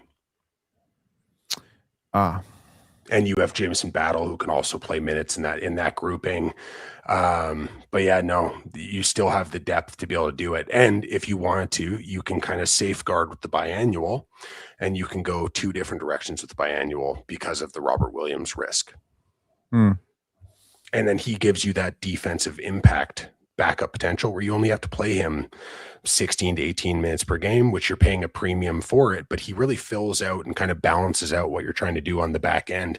And in those late game scenarios, being able to go with a lineup that has Barnes, Colin Murray-Boyles, Robert Williams, and then the defensive impact of some of those young guys, Jamal Shed, even quickly what he does on the defensive end. Jacoby Walter's a good defender. Moses Moody's a good defender. So it kind of fills out your ability to play matchup, especially late in games.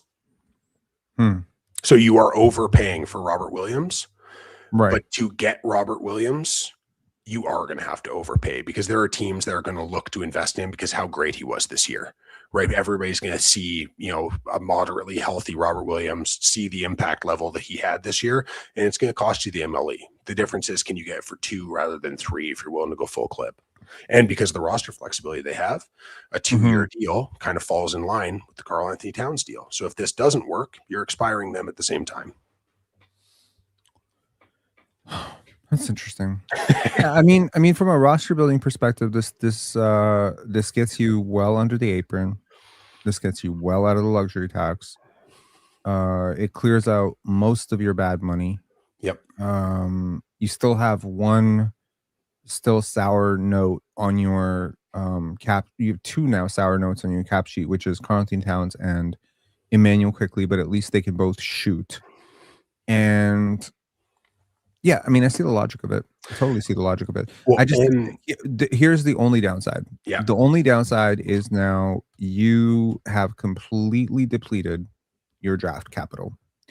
And you are really praying that Jacoby Walter, Cameron Carr, Christian Anderson, Moses Moody, Devin Carter, like you're Colin Murray-Boyles, like you're praying at least 2 of these guys really pan out in a very big way for you. So part of this They're going is to need to.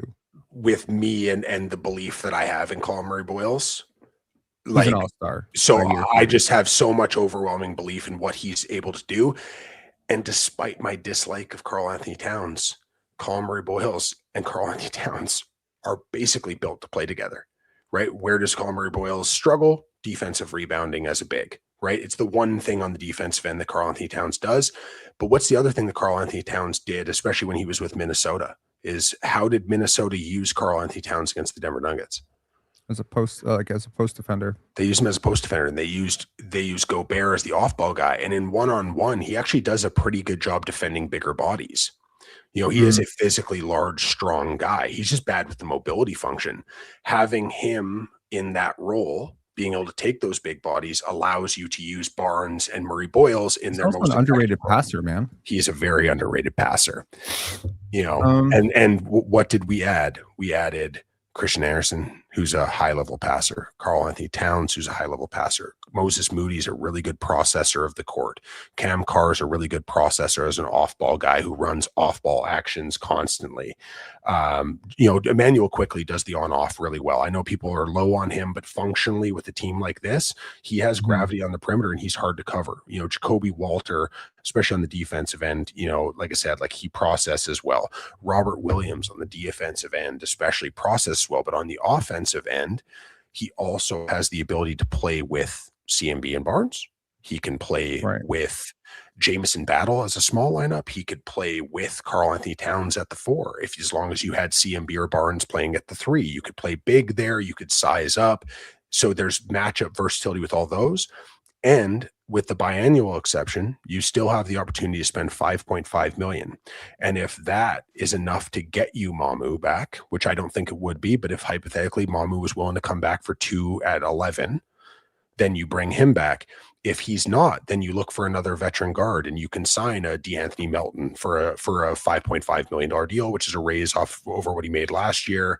There are a lot of like fun pieces you can sign with that biannual because so many of these smaller guards too are getting minimum contracts. And at least Melton, 6'4", a little bit stronger, can play the 1 or the 2. He's going to give you kind of like a Walmart version of what Ayo Dosunmu does. Functionally really good defender, long arms, can defend up to the 3. So I think if you add Williams for the MLE, Melton for the biannual, all of a sudden this roster is Quickley, Walter, Barnes, CMB, Cat as a starting, and then you go Moody, Carr, Anderson, Shed, Battle, Williams, Melton. That's a deep team. And every one of those guys, for the most part, fills a very specific need in a Darko Rajakovic system. And you're still under the apron. I kind of agree with WY. So we are really lacking half-court creation with this. I do agree with that. Lacking half-court creation? Yeah. So you're really trusting Scottie Barnes to really ramp up. Like everything he did in the playoffs has to be now perma. So it's not just that. So there's also a couple different factors here. One of those factors is I believe that the ability to run pick and roll and short roll between Barnes and Murray Boyles is going to become very, very weaponized. I think being able to run pick and roll sets with Karl Anthony Towns and Emmanuel Quickley is very, very dangerous. Right? Having that spacing, they're going to run P&R together a lot. That's going to take care of it. Karl Anthony Towns also has the ability to do the Brandon Ingram thing and self-create latent clocks, right? He's good at getting his shots off. He's a very good post player when he wants to. And you can just run this team in semi-transition basically all the time. But this is an emphasis point that I thought also you'd like, which is this is me, instead of going out and getting Kevin Durant, going out and getting one of those guys, I went and got a player that can be Scottie Barnes as number 2. Because you believe that Scottie Barnes can be a number 1 on a team that's well designed for Scottie Barnes. I think that this team gives him a natural pick and roll partner that can play in short roll and play in the dunker. It gives him shooters all over the court that he can space out. And now it's Scottie Barnes's job to be able to be that self-creator that can collapse paint, draw and kick, do all of those things. So this is a double down on the fact that Scottie Barnes can be a number 1 if the roster design is correct. Yeah, You hate that you like it, don't you? I just don't like. I don't like Karl-Anthony Towns, Neither do I. But again, I'm just looking at the nuts and and I bolts here, don't like Devin Carter, and which I like don't I like don't ever Christian understand. Anderson. You've just added a whole bunch of players to my team that I personally don't like. Although I do agree it makes sense. I just wish that the players on my team were players that I liked more. Yeah. Weirdly enough, I like Brandon Ingram more than I like all those players. He just doesn't Ooh. make sense for us. Yeah, no. That's kind of the sad thing. It's just like I like the player. Like, you know, again, there's a fan part, there's an analytical part. Yeah. This is why I think sometimes when I'm like, man, I'd make a great GM, I'd be like, my first call would be like to the Raptors and offering them 85 first round picks for Scottie Barnes. Like I would be a horrible general manager. Horrible. I Terrible. try to be hyper rational. So my thing is if I'm gonna want to invest in a team and watch a team, fun Mhm. is fun. Like shit, Sonny Weems was fun. He didn't want to make me cheer for a team, despite the fact that I enjoyed what he did on the offensive side of the court. Right. This team might not be chock full of guys that I'm in love with, but Mhm. man, that team would be fun to watch play basketball. The floor spacing, the defensive activity, how many athletic young guards there are, the wing room, which is like attack based and 3-and-D based, you know, having a guy like Robert Williams as a backup center, which, you know, Time Lord brings his own sense of like excitement to the game. There's a physicality. This is a punch you in the mouth team. And they're a punch you in the mouth team that can also space the floor at an elite level. How would you feel about a deal which sends Brandon Ingram to Detroit I put this one online the other day and I got destroyed. for Pistons fans were so mad at me why? because they don't feel that Brandon Ingram is worth the pieces they'd give, despite the fact that like the deal that I built out was based around the idea of like, I love Isaiah Stewart, bringing Isaiah Stewart to the Raptors would be super fun. So What, it was, so like what if it was it Duncan Robinson and Isaiah Stewart? Duncan. So I did a 2-team trade between them, which was Duncan Robinson, Isaiah Stewart, and then you have to add like a salary ballast in there too. So either Paul Reed or Marcus Sasser for Brandon Ingram. They didn't love it, I understand why. and that's the thing, right? So and then I did a multi-team deal as well. That brought in the Chicago Bulls as well, and I can't remember what other team I had in there. So if Ingram goes to Brooklyn, maybe. Detroit and I send quickly to Orlando and I bring back Jalen Suggs to Toronto, Yep. well, let's see here. So what do you have there so far? So you're gonna have to. Who's moving from Detroit? Says this is an incomplete trade. Yeah, because one team's not engaging with another yet. So Detroit needs to send something to Orlando, maybe. No, it can just work as is. Yeah, Detroit needs to send something or get something to or from Orlando. But they're already getting Emmanuel quickly from us. No, but they need to. So for a 3-team, Oh shit! they have to be engaged with each other. So you'd have to move one of those pieces to Detroit or to Orlando from Detroit. Okay, the Magic fail.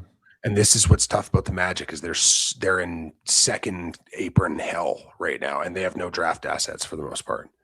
Okay, so I'm gonna send Goga Batase to Toronto. See if this works. Nope. Yeah, Orlando's a really tricky one to make deals with, especially since the other thing too is even with the Giannis deal, Boncaro is a poison pill. So it's tough to make the money work. You end up having to bring in 3, 4, 5 teams to be able to make the Giannis Orlando thing work. Mm-hmm. Okay, let's see. This team will be first apron team after the trade. A first apron team cannot take back more salary than sending out. So they're bringing in 40. No, wait. They're what? Okay. Outgoing is 40. Incoming is 37. Yeah. So why is this wrong? Because you're above the first apron, so you can't aggregate salaries. You can't bring back aggregated salaries. Shit. See what I mean? Orlando's tough, man. You know, yeah. So you can't aggregate the salaries is where it becomes tricky for them. Well, at least in theory, this would give me a team that I could feel good about. That you could cheer for him. Yeah, because like I like these 4 players, and they all fit kind of like what I would want this team to do. Obviously, there's limitations in terms of creation. I mean, like honestly, I'm looking at okay. So reset. I know that okay. Select new teams. Toronto. What would a deal for Trey Murphy the third look like? So I mocked one of those up too. It would just have to be Barrett 1-for-1 with a shit ton of draft picks. Because like he only makes 25 and they're over the apron. So okay, so okay, if you trade RJ Barrett, yeah. Let's hold on. Select new teams. Hold on one sec. So if the goal is to get rid make of sure you're setting it to 26, 27. Okay. So 1, 2, and what team could use Ingram? Memphis? No. Houston? No. Possibly no. Golden State? Nah. Dallas? Ingram? Dallas? Ingram? I don't think so. Because then For Najee Marshall and Daniel Gafford? Not enough money. And change? It would have to be Clay. Oh, I know what I'm going to do. Okay. I am going to homer the shit out of this. Okay. Got it. Okay. So, no, you know what? I'm going to be the Raptors GM. You be the other GM now. Okay. Let's try this. Sure. We'll try your offseason. Yeah. Like, let's just like, we're going with the picks that you made. Okay. Julia's saying, hey, Marc, I'll catch up later. Julia's son is, you coach Julia's son. Yeah. So Julia's a long time channel member here, which is really cool. Yeah, she sent me a picture of you coaching her son the other day on Facebook. Yeah, she was super fired up when she found out I was on. Like, sent me a message right away and stuff. Which is dope. Cool. Yeah, all the kids I coach, right, between baseball and basketball are usually very excited when I get fun little opportunities too, right? That's awesome, man. That's good. Seems like you've built a very cool community. Okay, Brandon Ingram is going to Dallas. Okay. RJ Barrett is going to New Orleans. Okay. Dallas is sending back Kyrie Irving to Toronto. Okay. New Orleans is sending back Trey Murphy to Toronto. All right. This is incomplete so far, so clearly I need to add stuff. Something from Dallas and New Orleans needs to swap places. Okay. To each other. Dallas. Is that a real rule? Yeah. That has to be? There has to be something, even if it's cash going one way. That's why you usually see on massive trades, one team will receive like $100,000 in cash, or the draft rights to a player that's been on their books but hasn't touched the NBA in 9 years. Right. So that's why it's just you have to swap some level of asset base, or a random, like the one that you're seeing a lot now is a top 55 protected second round pick. Yeah, I'm gonna trade the bottom, and we're just gonna pretend that is cash. Okay, so Dallas. Okay. Actually, this does not need to happen. You can do cash at the top. Oh, can you? Yeah, there's a cash section. Ah, okay. Yeah. Okay, so this kind of works, but I'm assuming picks will need to be added. Okay. Yeah, Toronto would have to add 300 first-round picks, I think. So, come on now. Okay. Yeah. So, I don't think that that's necessarily fair. I think Brandon Ingram and Kyrie Irving are relatively similar value assets. You're also talking about a guy who's just coming off a very, very massive injury. You're talking about a young team that is looking to build around Cooper Flag. Brandon Ingram's another Duke guy. I don't know if that sells anything. Kyrie's a Duke guy too. But Brandon Ingram went to Duke later than Kyrie. So he's closer to Cooper in that sense. Who did you guys draft? Hold on, let me just see here. Dallas picked Momshilovich with 30. Yeah. And LeBaron Philon at 9. So you're clearing some way for Kyrie. You already kind of like, okay. Okay.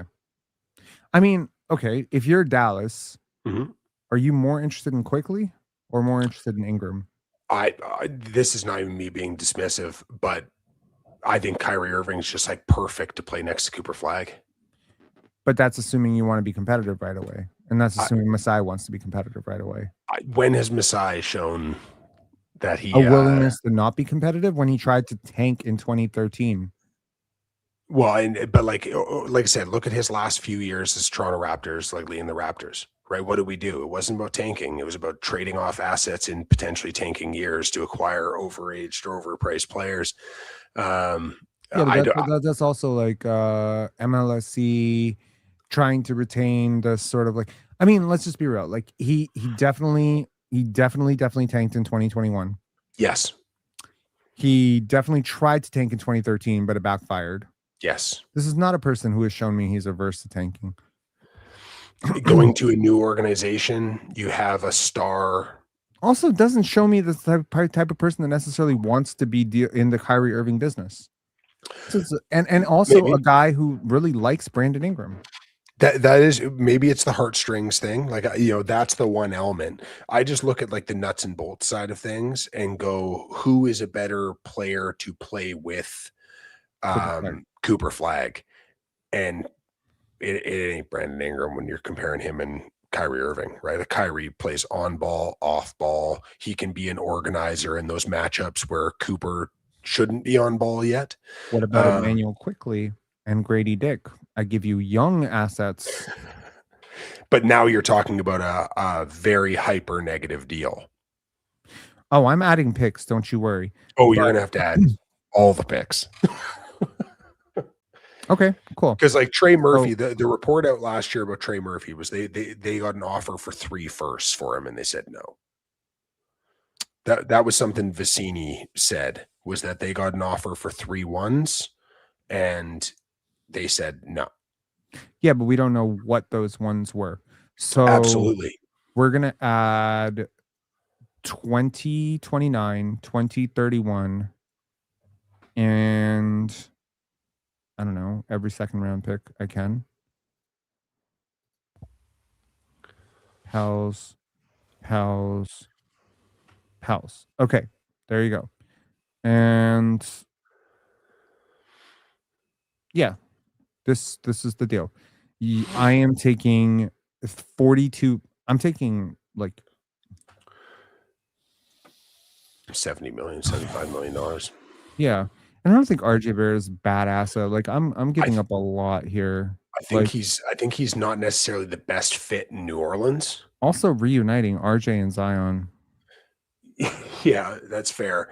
But I think they're more interested right now in moving off of Zion because him and Queen, like, it's just an unworkable. So, do you keep Queen or do you keep Zion? Because when they were on the court together, it was like a negative 14. And now you're adding another non-defensive downhill driver with major defensive gaps. So you're going to end up with a starting lineup where RJ Barrett isn't that much worse defensively than Trey Murphy. Well, Trey had a worse year defensively this year. Trey had a couple of years there where he was pretty good, but this past year it wasn't great. But like RJ's definitely a worse defender than Trey. But you look at that team and you go DeJounte Murray, whose defense has taken a nosedive, Herb Jones, who is elite defensively, and then Barrett, Zion, and Queen. That team might give up 140 a game. That's fair. I mean, if we could, it'd be fun though, dude. If we could get this to go though, you think about this team and what I'm talking about. It'd be silly fun. Yeah, like we're talking about Trey Murphy, Scottie Barnes, Colin Murray-Boyles, Brandon Ingram, Kyrie Irving. Well, you want to hear another one where it's a player that I don't love as a player, but the idea of adding him for specific needs was good. Was the idea again of sending one of the diminished, or not even diminished, Barrett or Ingram. You can piece it together different ways depending on what you want to do. I do not like Zach LaVine. Ooh. Zach LaVine's floor spacing with Scottie Barnes would be very scary. Like you'd fully weaponize what he does offensively because you'd take the ball out of his hands. You wouldn't make him a decision maker. Like, I don't like the contract. I don't love the player. Cheap Seat's beard is rivaling what lurks beneath's beard. Huge YouTube content creator with a huge beard. I need to see who that is. What lurks beneath? Cool. That's interesting. It is tough to make deals. Like, I don't think Phoenix is a good team to deal with, especially because they will not move off Devin Booker. I think Kyrie is one of those rare, like, hey man, like the asset is not exactly super valuable right now, but we could rehab it sort of situations. But also there's an injury history here. I don't know if we're fairly viewing how diminished Kyrie's value could be around league circles right now, given everything. Another maybe potential crazy idea is just making a swap with Memphis for you know who. I looked at that Bombs too. away. Bombs So away. Okay. I had a few that I tried to work out like in my mind that just ended up frustrating me. So like if you trade Emmanuel Quickly and Grady Dick for John Morant, it works straight up. And you just completely cratered all of your spacing because Jaw can't shoot. He has to operate at pick and roll, and he is one of the 5 worst defensive point guards in the NBA. So now you have a 0.5 offense that has to be run through pick and roll with a high usage point guard who can't shoot the basketball and doesn't defend. And Scottie Barnes is now, you still have Ingram on that team. Oh yeah. So now you've got Morant and Ingram taking up on ball reps, and Scottie would defer, unfortunately. Yeah. I know I did have a Morant trade here that I worked on. I mean, as long as we're trading for like overpaid bigs that I don't like, let's just make a deal for fucking Joel Embiid, man. Like that's a different level of bad contract, though. That extension's just horrific. I did a Morant one where there was a first round pick swap with Memphis's second pick. Ingram, Dick, and the swap going to Memphis. Morant, Meshack, who I really like, and this other part of the swap coming back. So it's basically just a straight 1-for-1. Toronto clears a couple $1 million off the books to give them a little bit more access to the MLE. This was based off the idea that Memphis would be taking one of the guards in the draft. So if they were going to draft Acuff or Flemings or whoever, but like the idea of Jaw to the Raptors, I just hate it. Yeah, he's so much fun. How do you feel about Tyler Hero to the Raptors? I did one of those too. So Tyler Hero plus Andrew Wiggins. I don't know. So like that's the thing is if they would be willing to go and do a Wiggins add in, that could be potentially interesting. Although the one thing I don't like about that at this point is I really, in my mind, wanted to clear a space for Barnes to be on ball as much as possible and CMB to be a starter. So those were the two kind of like immediate wants that I wanted. I wanted more floor spacing. I wanted a team that could run the 0.5 more effectively. I wanted Scottie Barnes to be the primary ball handler. And I wanted Colin Murray-Boyles to be in that 4 spot in the starting lineup with spacers around him. So if you bring Hero in, it's a situation where then you'd still have RJ too. So now you've got RJ's going to Miami, dude. So then you still have Ingram. Yeah. So you'd have Hero, Ingram, and then Barnes. I just feel like it would end up Wiggins. being Wiggins. So now CMB's off the bench. Scottie is going to end up having to defer to the other two because they don't provide value unless the ball's in their hands. That is true.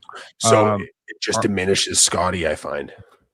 Yes, I get what you're saying. Arbiter Jaquan says, Rob says no more GTA thumbnails. Proceeds to make GTA thumbnails for next 5 videos. Rolling on the floor, laughing. Inspiration sometimes comes at the end of patience. My girlfriend is fully convinced. So here's the thing. GTA 6 allegedly is coming out a week before my birthday. I am very excited about this. So I just proceeded to make GTA thumbnails. Okay. Grand Theft Auto thumbnails, man. I don't know. I'm just celebrating that the game is finally coming out, and people just really liked it. So now you have a GTA thumbnail of you, which is pretty cool. I put you on the cover. Oh, is that what that was? Yeah, it's Grand Theft Auto. Oh, You are now a Grand glanced Theft at it Auto quick. character. Oh my god, I'm in. I should be saying more aggressive profanity. I guess then we should make this a lot more impactful with the profanity. Then, yeah. Just to fit the brand, right? You know, you don't want to do a GTA theme and not drop a distasteful word here and there. That's true. I mean, look at that. Like, nice. I mean, you know, like the details, first of all, like look at the signs in the back, right? Welcome to salary cap hell, drive safe. Then we got Jakob Pertl, Raptor for life, apparently. And then we got, you know, cheap seats and pen. People are asking, is this a picture of me when I was young? No, the inspiration for this picture is actually of me last 2 months ago when whatchamacallit, when Player's Choice asked me to take a picture of myself. I also had this one that I just did. Oh wait, no, that is Photoshop. This was the last one. Okay. Oh, you got my guy in there too. Who is your guy? Cam Carr. Ah, yes, Cam Carr. That is true. That is your guy. You got Pete, Sinek, Sturts, and Ament there. Yeah. Interesting here. And there was a whole bunch of other ones that I did. Yeah, like I was trying to get like the Scottie. It's weirdly like simple once you get rolling, but like finding backgrounds and then trying to animate them, getting more comfortable with this stuff is hard. Not my skill set. Yeah. Anyways, I think we've done a pretty good job at hopefully illustrating to Raptor fans who think it's very, very easy to move these contracts. That is not so easy to move these contracts. And I think that also like we have to consider that there's another team, like there's another side to it, right? Like I think a lot of Raptor fans, they're just like, oh, Brandon Ingram for young player, reasonable role player, and picks. And I'm just like, bro, like get bent. It's gonna take a very specific situation. I wonder if okay, so I look at specific situations. Specific situations include injuries. Here's an opportunity potentially for the Raptors, and this is with the Washington Wizards. Do you consider AD. Anthony Davis? So I did an AD deal as well. You've done every deal. This is I'm not even gonna lie. Like I said, I'm a hyper fixator. So when we talked about this and it was like, okay, make some trades, I was like, okay, let me just go through this. I think I ended up spending several hours figuring stuff out. So I did the deal as Anthony Davis to Toronto. For RJ Barrett and a boatload of picks? No, I did Brandon Ingram.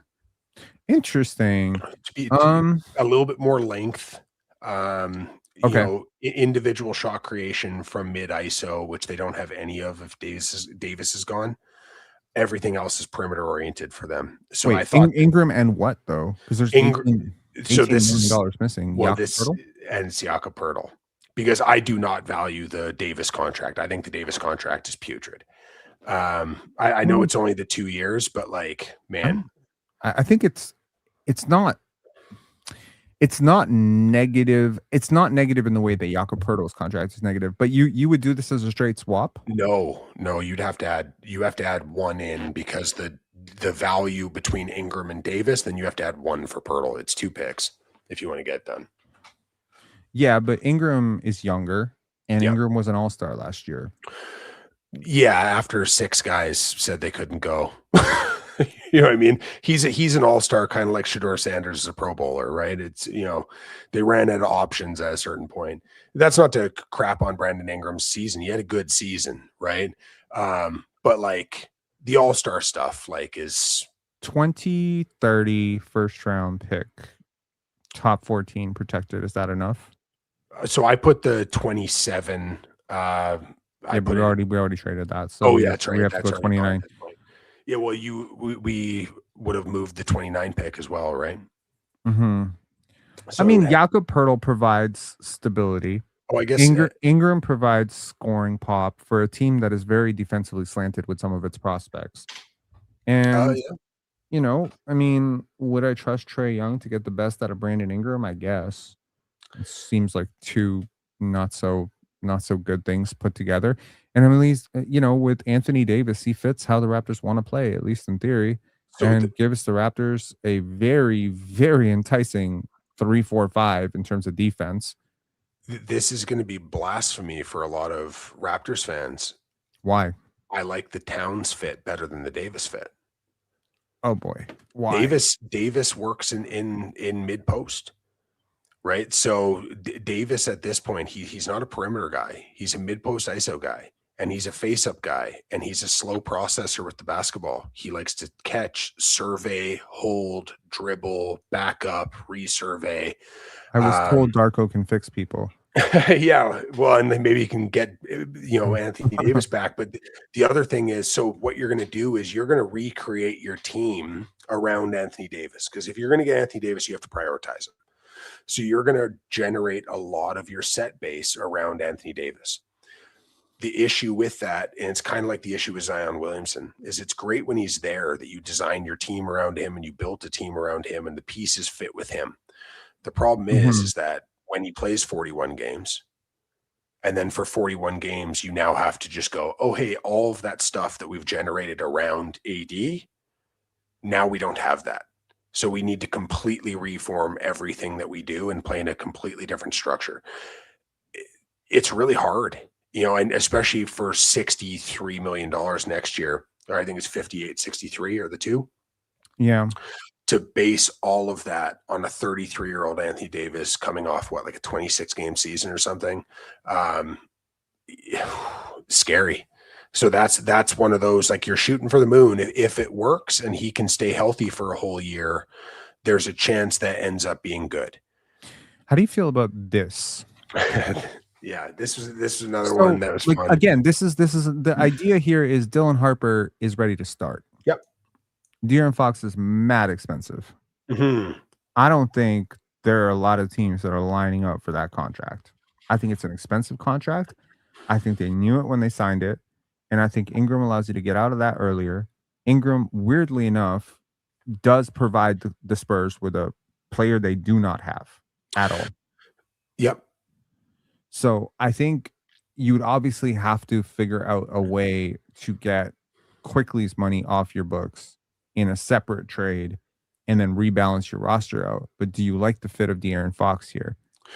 So that's the only downside is I really want floor spacing, and Fox is not, like, he's an inconsistent shooter. It's not like he's a terrible shooter. He's just inconsistent, and his primary function is dribble penetration, which creates shooting. But if he doesn't have the basketball in his hands, he's not providing anything. So you have a player who, like, that's last year's salary. So you're on 26 still. But this year he jumps up to $50 million. You know what I mean? Like, I think it's 49. 49 million for a guy who doesn't really fit your offense, doesn't fit your defense, is going to be ball dominant. He's going to take away reps from Barnes. Mm-hmm. I like him in transition. I did a version of this trade actually with San Antonio and Denver, that I was trying to play around with the idea of, would Denver want to go the direction? I feel like there was one more team in that trade, actually, because Denver wasn't getting Ingram. Denver was getting something else. but trying to figure out a way Denver wants to make alterations. It was Cam Johnson moving from Denver to San Antonio because I thought Cam Johnson was a good fit with Wemby and kind of what they do. Mm-hmm. But yeah, it's a tough one. Fox is just like such like a left shoe fit, with Barnes, right? So and marketing. How many picks would I need to add to entice you as Danny Ainge right now to this? Grady Dick, Brandon Ingram, 3 first-round picks for Larry Marketing. Would you do it? I wouldn't As the Raptors or as the Jazz? as the Raptors. Whoa. Okay. Yeah, crazy. So where does he play? I mean, he is. I think he plays 4, as Murray Boyles plays 5. Scottie plays the 3. I think this might be a little bit too much draft capital to be giving up, but I don't think they'd move him for less. And like he's talked about how much he loves Utah and he wants to stay there and he's found a home there. And I think he was one of the guys that went to prep school there, didn't he? I might be wrong about that, but yeah, no, he's like seems totally at home in Utah. They seem to love him. They just gave him like just an enormous contract. Mhm.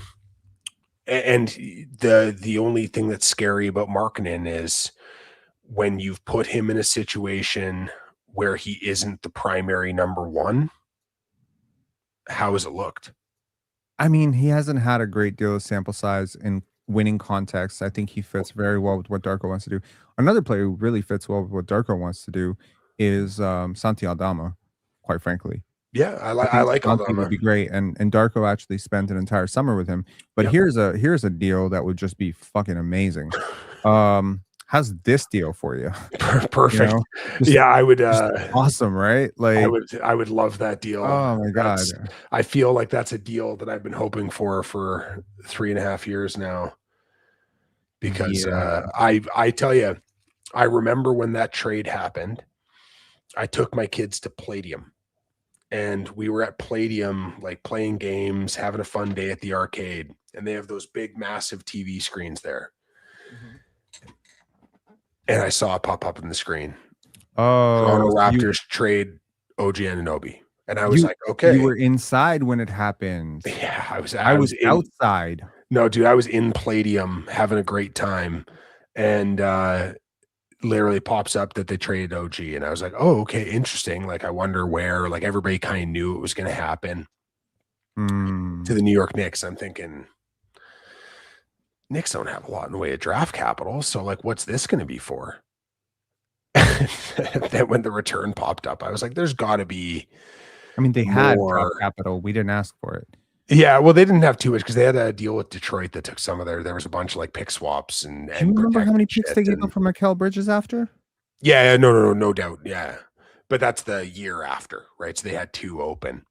But like I was like, I couldn't believe it. And then I know we didn't give up much on the backside, but the fact that that ended up being a 8-player trade or whatever is bananas. But yeah, no, that was a sad day for me. I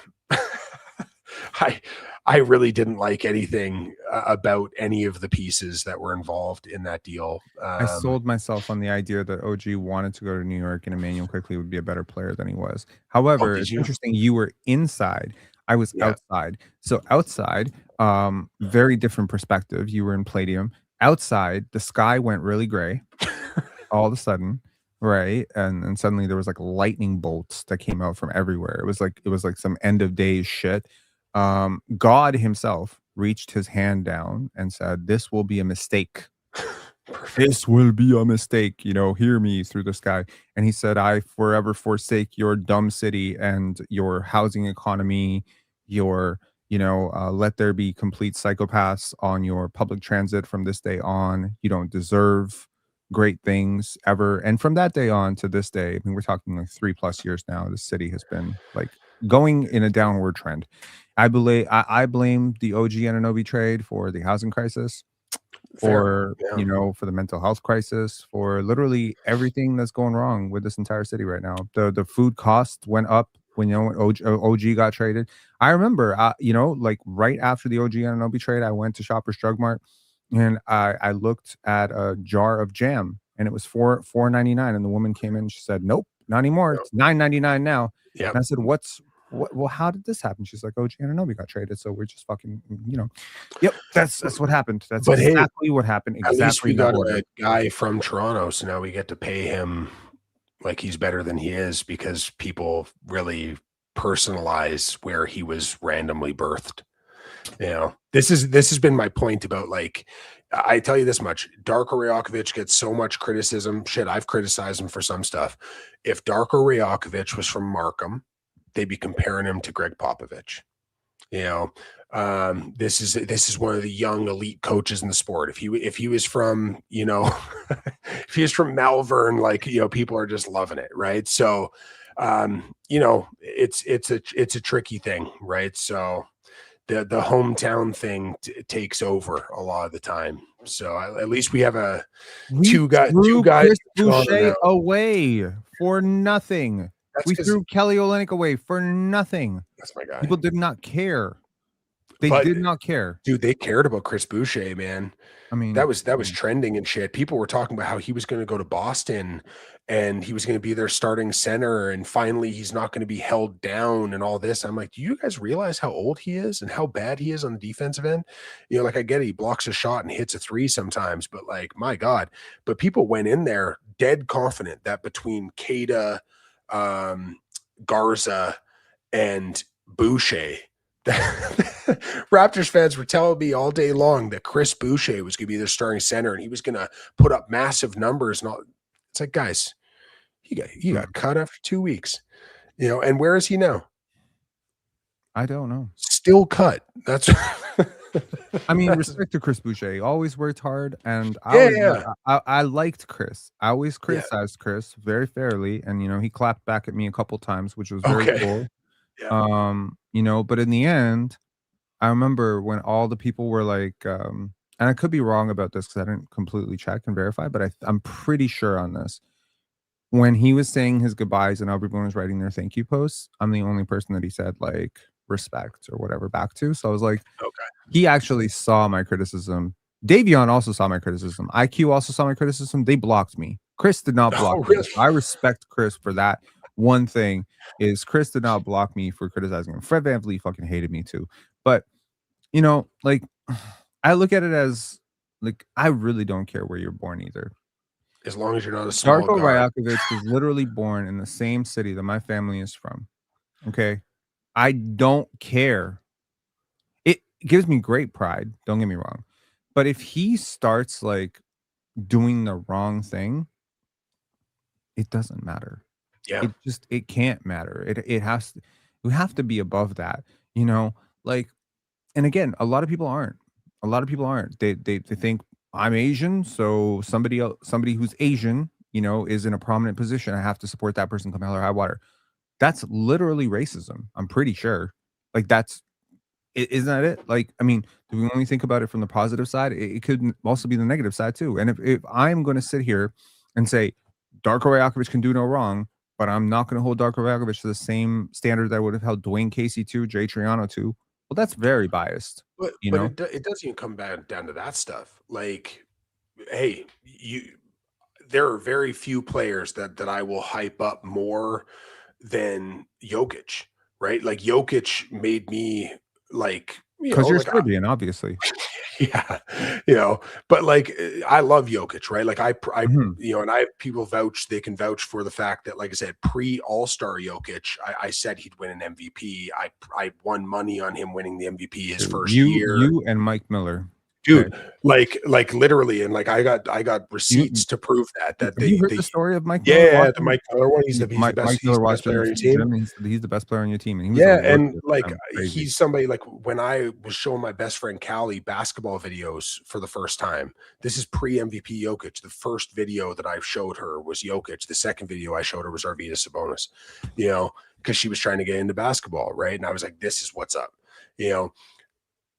I love the guy, and I can still be objective enough to say that he was, like, on the defensive side of the basketball in the playoffs, he was atrocious. Like, he was atrocious. Like, he was absolutely terrible this postseason, especially on that side of the court. Like offensively, he's always going to do his thing, right? But like he wasn't moving well. I can be objective enough to say that flat out.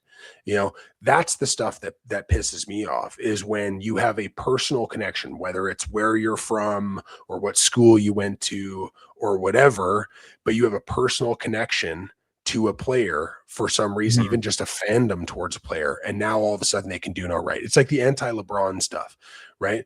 LeBron at 41 goes out and battles his ass off against one of the most dominant teams we've seen. And Right, people still want to nitpick him rather than just going, man, like what an amazing performance from a guy that age. Like I would never cheered for Kobe Bryant, but right. man, I tell you, I also never took respect off his name when he was doing great things. I'm from the Jordan era. I wasn't a Jordan guy, but man, I tell you, I respected the player. Right. So this idea that, this tribalism of if I like something or if I relate to something, all of a sudden they are 100% good and everybody else is 100% wrong. I prefer to stay objective, brother. You know what I mean? I am also objective with thumbnails like this. Yeah, you're really pushing the Gradey stuff. I've been laughing my ass off on the on Twitter recently with the you with the Gray stuff. I was like, man, you must have been hanging out with Samson, you know. No, like, I felt a very strong need to say he's bad, but he's not as bad as some people think he is.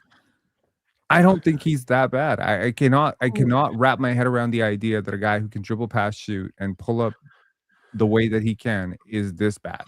The problem is he can't though.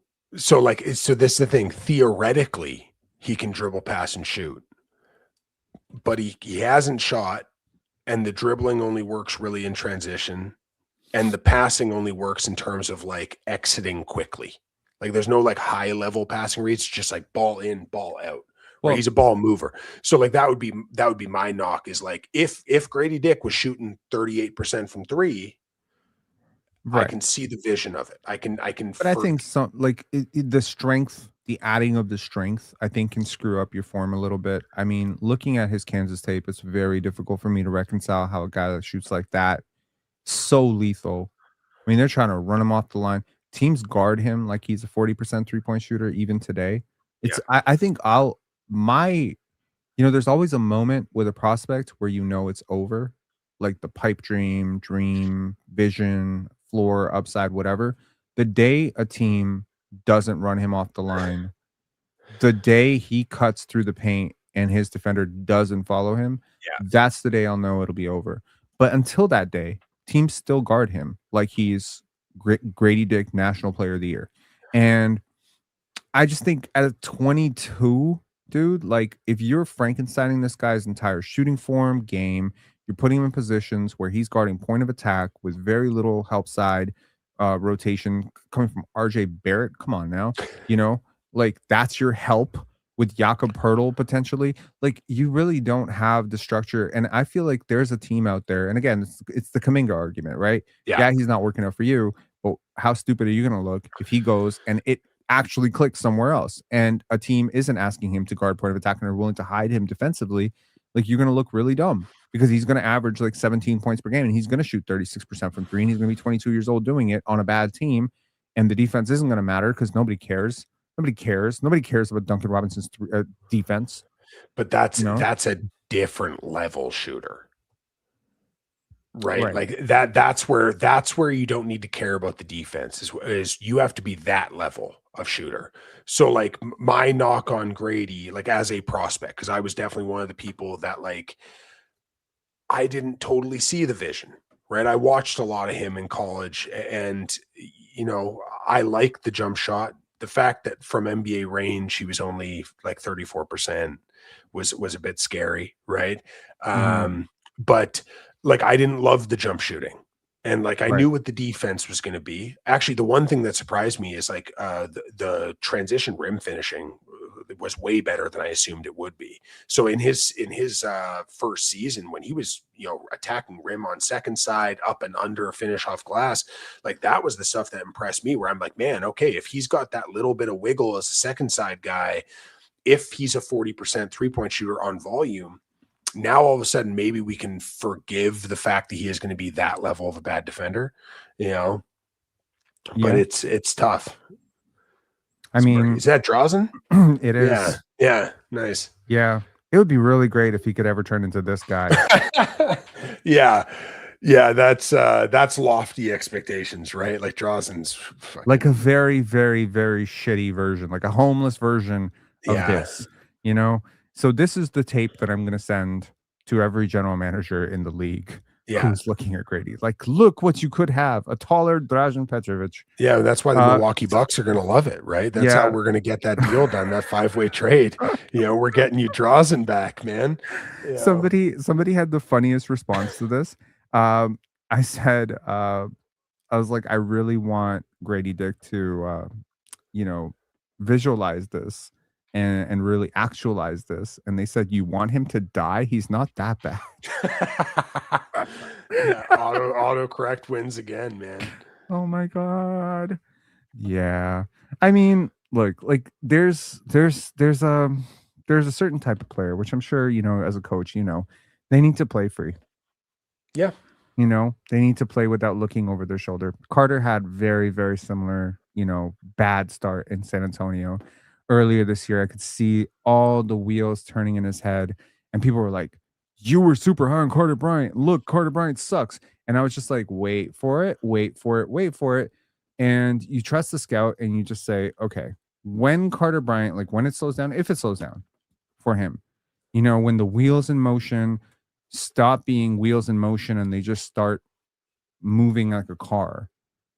You know, we're not going spoke by spoke and we're not going decision by decision. We're actually just playing our game and we're not looking over our shoulder. We're not thinking about, well, if I make this mistake, I'll be checking out of the game or whatever. Or, you know, I think just it's possible to just overload a person's brain with too many new things all at once, and then they just become confused about who the hell they are and they kind of lose confidence. And I think that's kind of what happened with Carter earlier this year. And thankfully, he recovered around the All-Star break, and he, you know, he figured it out. I think Grady needs a sports psychologist more than a basketball trainer, dude. yeah. Well, and I think the other factor of that too is like, so when I do evals, one of the reasons why I was so high on Carter Bryant, despite the lack of production, right? Because obviously he wasn't a production prospect. Um, Even if none of the other stuff, the detail work improves, even if he never shoots, even Mhm. if the game never slows down to him, he still ends up Derek Jones. You know, I mean, he's such an amazing athlete, and he's going to be such a good defender that like the floor for him is like what the floor for him is like Al Farouk Aminu. You know, where you just like, hey, Yeah. I know you can't do anything in the offensive side of the court but panic, but you're going to lock dudes up. You know, and you're going to Yeah. use that length and that athleticism. You're going to bury dudes as a bench defender. You know, for Grady, the tough thing is like if the detail stuff doesn't work, you know, he's playing in the NBL. Oh, easily. And I mean, That's, like, you that's know, the like trick, you right? look, but the thing is, like, it's I do, here's how I would say Carter. There's a lot of prospects that haven't worked out in the NBA. You send them down to the G League, they'll put up 25. Yeah. They'll put up 30. Grady somehow sucked even more in the G League. So to me, it was really okay. There's two things. One, it's clearly mental, and number two, it's physical. I don't think Yeah. it's game. I don't think it's a lack of game. I don't think it's a lack of talent. I don't think it's a lack of shooting. I think it's a lack of strength and mental. He's overthinking the fact that for the first time in his life, he's weak and small. You know, and that's a weird thing. Like psychologically, when all of your advantages have been created throughout most of your career by being bigger, taller, more athletic than people, he's super athletic high school player. Yeah. You know, you watch him in high school, he's skying over dudes, he's trying to dunk close to the free throw line. Like he's used to being bigger than people and physically having an edge. And you get to the NBA and that edge is just gone, you know? And that's hard to reconcile. Colin Murray Boyles had a very, very gradual start to his rookie season where he looked genuinely afraid to finish at the rim. Now, Colin figured it out. Yeah. And you know, I remember talking to a very prominent executive who said, "We just love players who figure it out." And that's what it is. It's the puzzle solvers, right? Like just face a puzzle, get the next one. Like you were saying about Gradey, about like the athletic dynamics being different. We had a big one last year with Zach Ricochet, where like I said, I was lower on him in his draft class. Like I had him at 9. I Mhm. didn't see the vision of what it was, right? Right. And when he comes into the league in his first month, he did that interview where they're like, "What's the biggest difference?" And he's like, "I went from being the best athlete in that league to being just an athlete." Right? Right. All your windows close, your shooting windows close, closeouts are quicker, rim protection's better, guys are coming off screens, tighter. It's tough, man. Like all of your timing in your entire game is thrown off when you can just out athlete the world. And then all of a sudden you're just an average athlete. Like that, I can't even imagine. That's like playing against, 8th graders when you're a college ball player and then having to step into college basketball, right? Like, it just like that athletic difference is so much different. Would you do this? Well, I would do that in 9 seconds. Would they do this? No, no, like not with having Trey Johnson and they have shooters and better shooters than Gradey. And like Bilal, I They think is do. going to play like a very critical role for them this year, especially with Trey Young. Having Trey there and how wildly bad he is on the defensive end, having Bilal and having Keyshawn George there, and the progression of Alex Sarr and the rim protection of AD if he's still there, like you need to insulate him with so many defenders. I think That's tricky. The Grady thing will come down to a problem for a problem or a solution for a solution situation. Well, And I'm thinking, what about Jarris Walker? It's so not like he has really worked out. He makes more money. And, I think Grady might be somebody that they would be weirdly high on. He kind of yeah, fits their market. and yeah. There's a lot of white people There's in a I'm lot of white sorry. people. No, There's a lot of white people in Indiana. I wonder if they would. So I think like if they went to the draft and got Darren Peterson, already having Ben Shepherd, and already having guys like that, like I don't think they'd really have a use for Grady. The one team that I thought about with Grady was, can you build a trade around reclamation projects and do Grady Dick for Zach Ricochet? Yeah, and The salaries are very, my very question to different. you is why would you want to? So I think Ricochet fits better in this roster. So like even though he wasn't shooting the basketball well last year, he is a long guy. He defends, especially as an off-ball defender. Like like sometimes he's ball watchy, but like there's a defensive baseline there that Grady doesn't provide.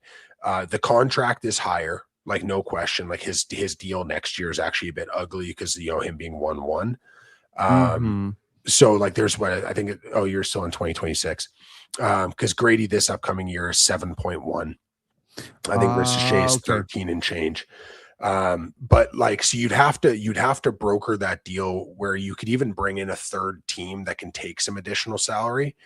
Mhm. But like I think that Ricochet coming here as a reclamation, that's why I like the idea of Devin Carter for Grady Dick, both them 13th picks, both of them in situations that aren't really advantageous for them. Toronto gets an attack-based guard that can defend. Sacramento gets a little bit of floor spacing on a team that kind of like, sometimes can lack it, especially with the decline of Keegan Murray as a jump shooter.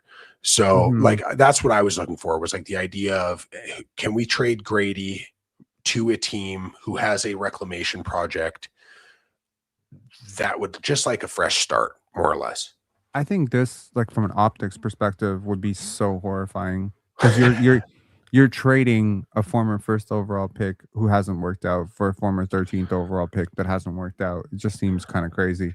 That being Yeah, said, like, I think about, that 2023 draft, and I'm just like, "Oh, we were so close to Case and Wallace, dude." dude, trust me, Wallace and Lively. I was like, I don't know if you've ever seen the movie Draft Day. I have. Have you? Okay, so like how he's the piece of paper with I can't remember the guy's name right now, but it's like whatever Vontae Mack, no matter what. Me, Mhm. that piece of paper was Case and Wallace, no matter what, and then little parentheses and maybe Derek Lively too.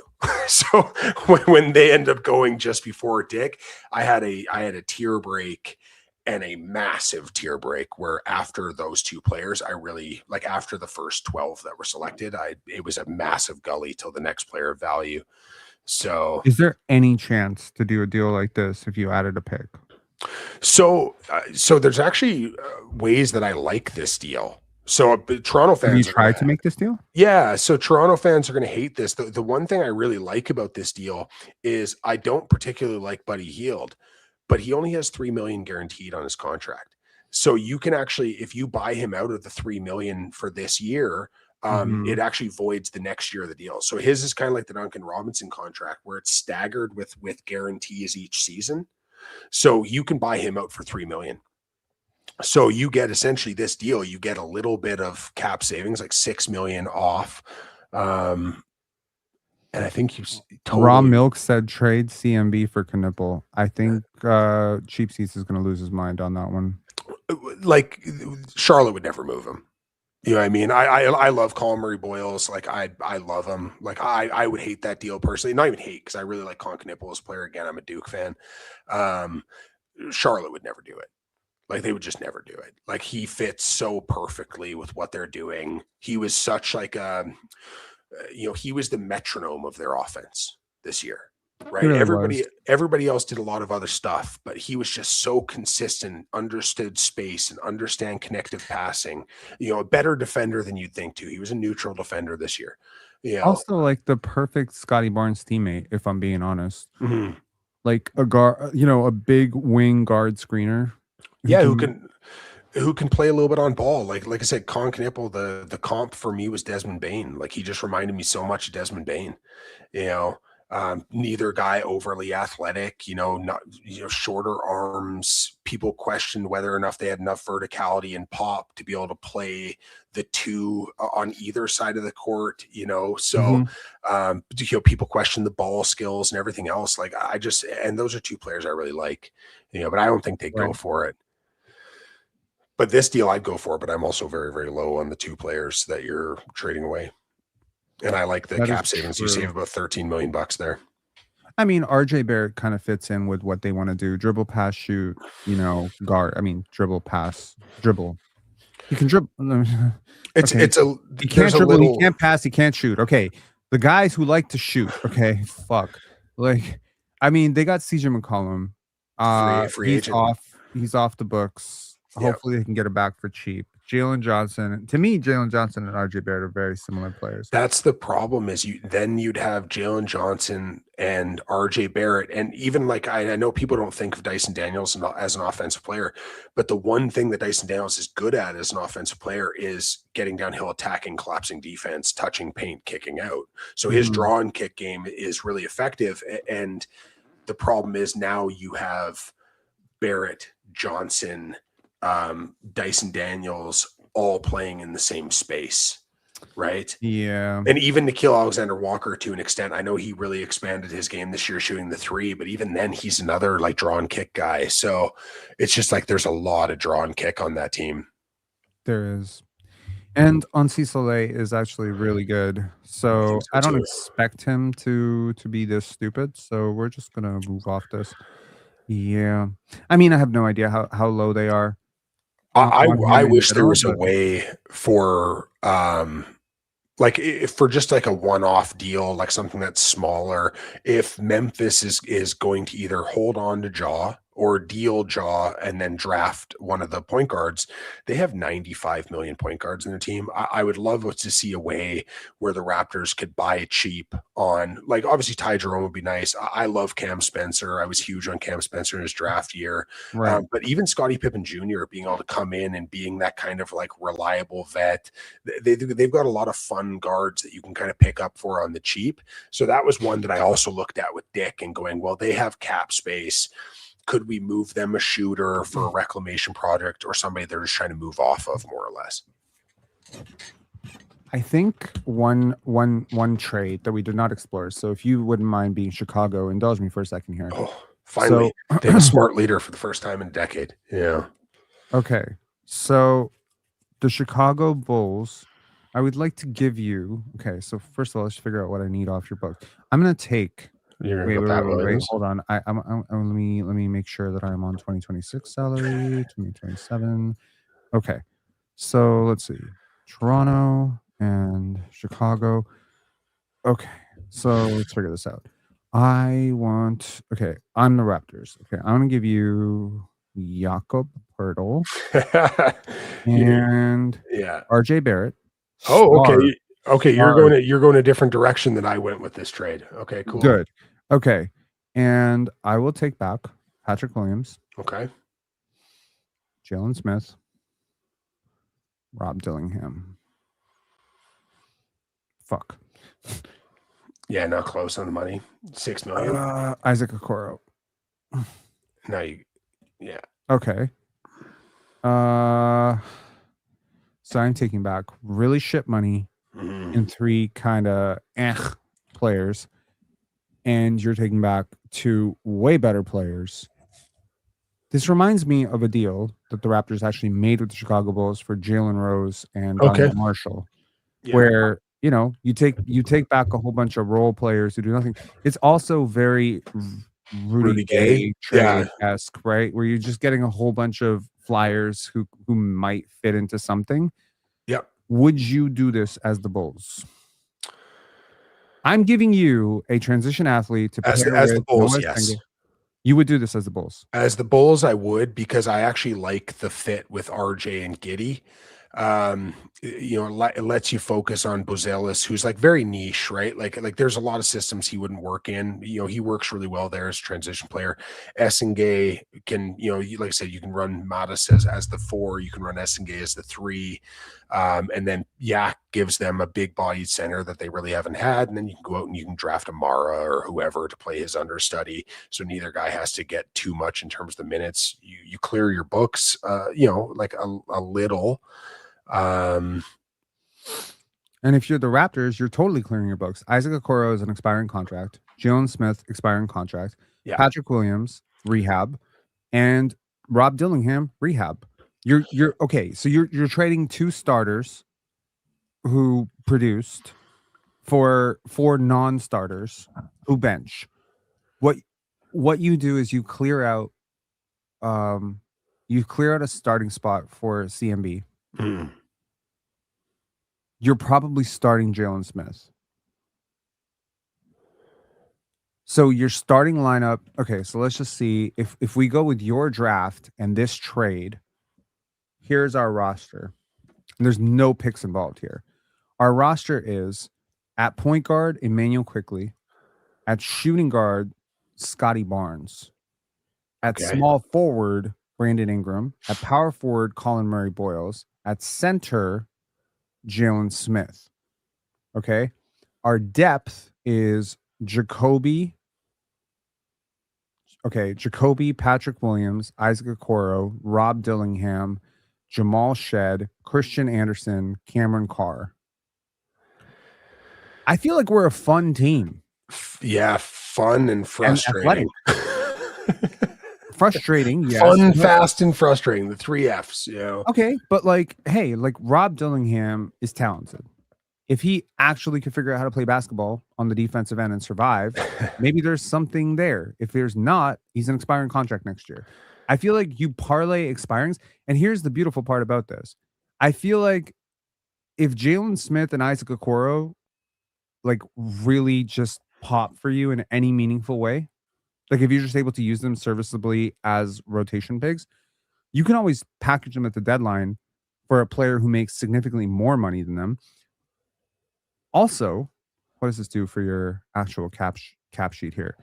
Cap difference. So your outgoing is 46, your incoming is 49. It doesn't really help you with the Mamu side of it. You're probably still using Mamu.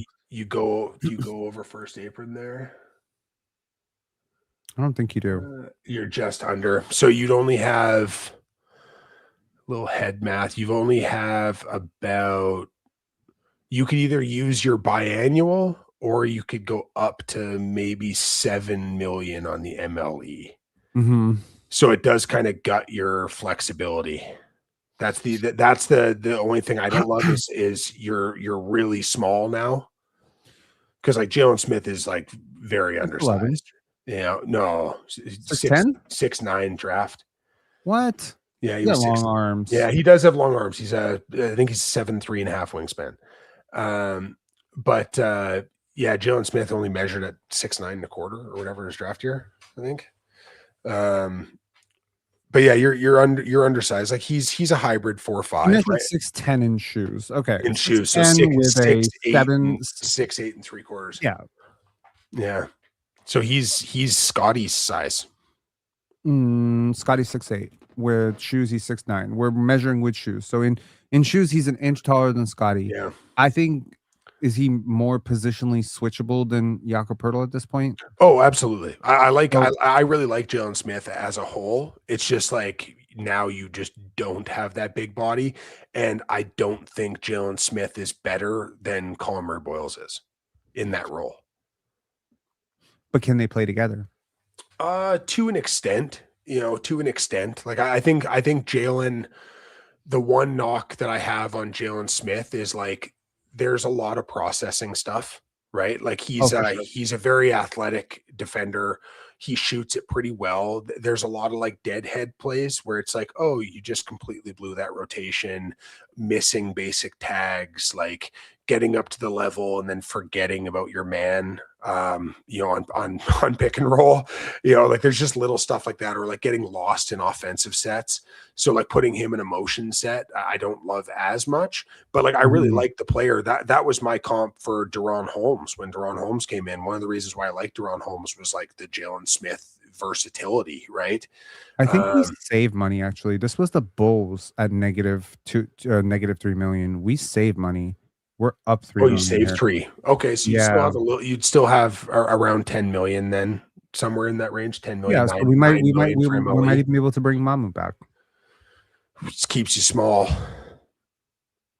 Or we might be able to get Rob Williams. Or there's other options there too. Like there are other bigs on the market that you can attack too. But I mean, is there another player off our cap sheet that we could possibly dump in this deal too? Because they have oodles of cap space. Oh shit, Gradey. Well, I was just saying, I'm always down to dump Gradey Dick whenever possible. Okay, and then we have to. No, we have to take something back, and then Trey Jones. No, you don't have to take anything back. Oh, the deal still works. Yeah, they have cap space. They're somewhere in the range. So we just dump Gradey Dick in this deal, and then we get $10 million of cap saving here. Yeah, I mean, you could also just dump Gradey Dick alternatively to a team with cap space who's willing to take a flyer on him. He's just a 1 year expiring. I don't think it's hard to move Gradey Dick. Just like I don't think it was that hard to move Ochai Agbaji. I think it's actually even easier to move Gradey. So that's not bad money.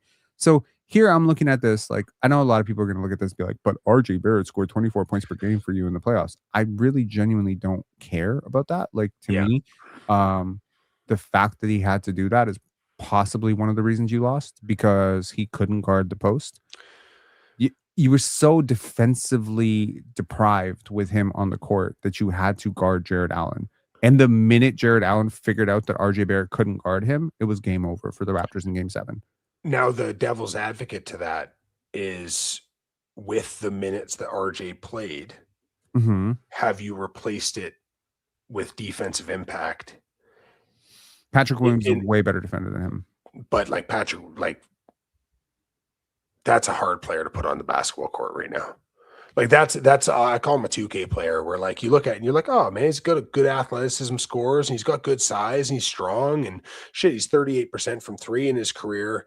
Yeah, but you don't need this guy to work out for you. What you need, okay, so here's the thing. I would use Patrick Williams like a small ball 4 in limited minutes, break in case, and I would have him on a 1 year development plan on a rehab value situation. I would fake an injury, do something. The NBA is not investigating Patrick Williams injuries. Let's just be real about it. They have bigger shit to fry.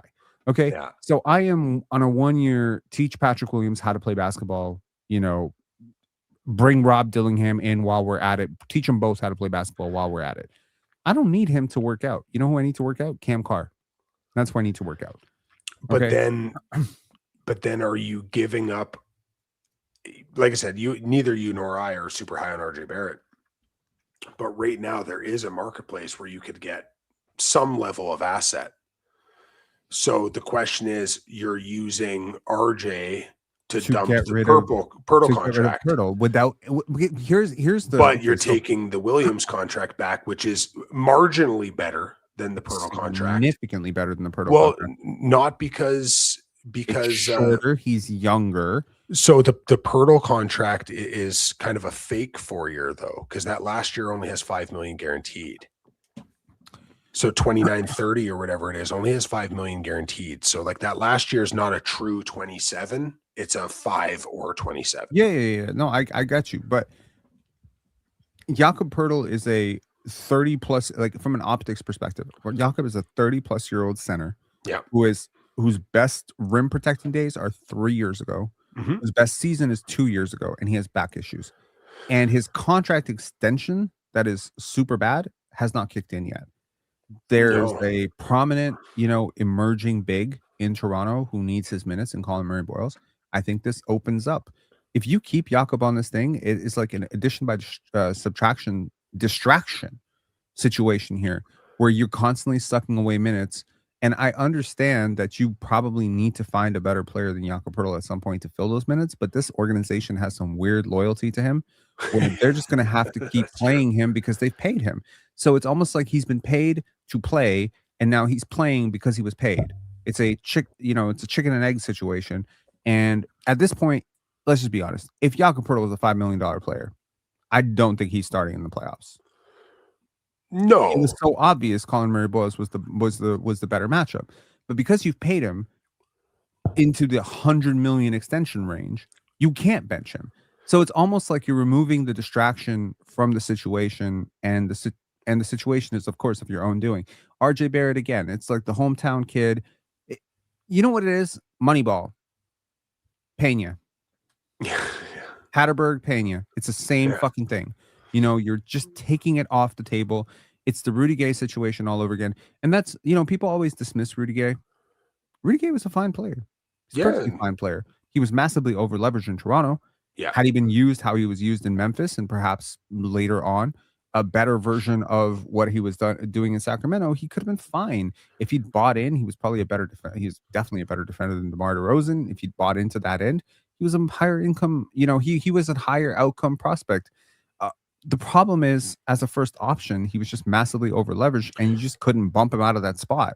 So with RJ, right now we're staring at a situation where Jacoby probably helps the spacing and Scottie and all that stuff a lot more, but he can't start over RJ. So now you because you have RJ on the roster, you force Scottie to play 4 instead of going super large and playing Scottie at the 2.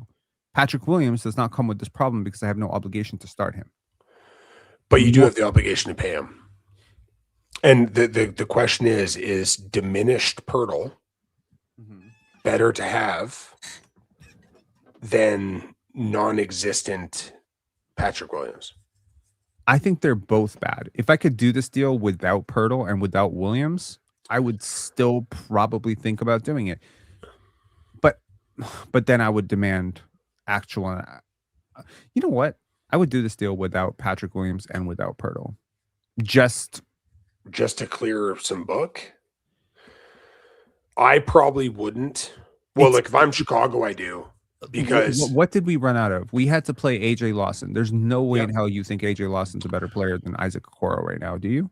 Not better than Isaac Okoro, no. Is he better than Patrick Williams? You hate Patrick Williams. Man, I'm getting that feeling. So there are things I like about Patrick Williams. It's just if you don't have the ability to process the court at all, it's just such a problem. Like RJ Barrett gets blown by and back cut with such high level consistency. Man, Patrick Williams, watching Bulls games over the last couple of years, it's been so wildly frustrating to watch a guy with all those tools just have no idea. Like it's me watching a movie in another language. Like I have no idea what's going on. You know what I mean? Yeah. So he's out there trying to learn the game in a different language. Like it's really, really rough. And honestly, Dillingham is the same kind of way. So earlier you were saying like, this trade, making a trade for a bunch of guys you don't like. I like Isaac Okoro enough. I think Isaac Okoro is useful. And Jalen Smith. Jalen Smith, I like enough, but there's a Limitation. there's a tangible frustration that I get from watching Jalen Smith too, because he should be a significantly better basketball player than he is. But the Dillingham thing, man, I've never been a fan. Like, I had him 29 in his draft class. I was flying the flag of like, this is somebody asked me who's the most likely guy in the first round to, like, of the top 10 picks to get one contract and done. No hesitation. It's Rob Dillingham. So he's the Josh Primo of this draft class.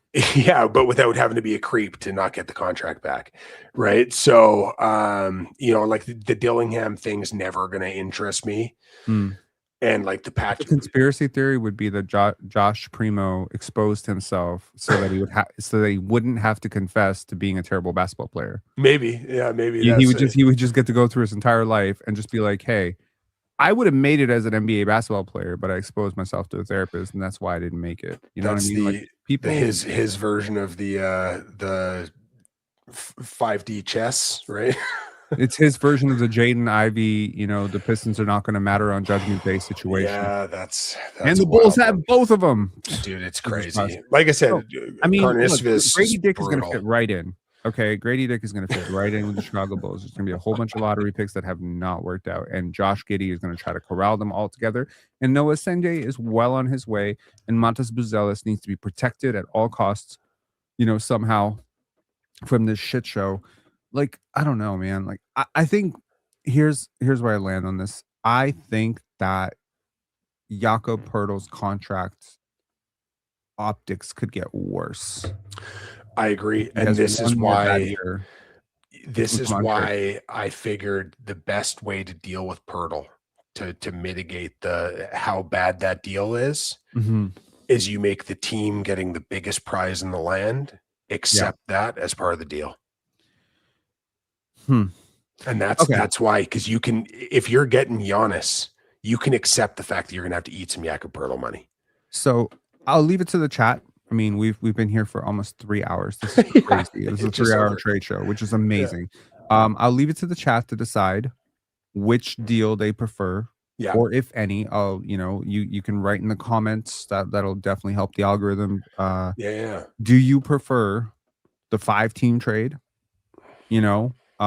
With all of this happening, the craziness of the 5-team deal, in which, to remind you, Jakob Poeltl ends up in New York with Giannis Antetokounmpo and OG Anunoby, and the Raptors end up with Karl-Anthony Towns, Moses Moody, soon to be healthy Moses Moody, and the useless shell that is Devin fucking Carter.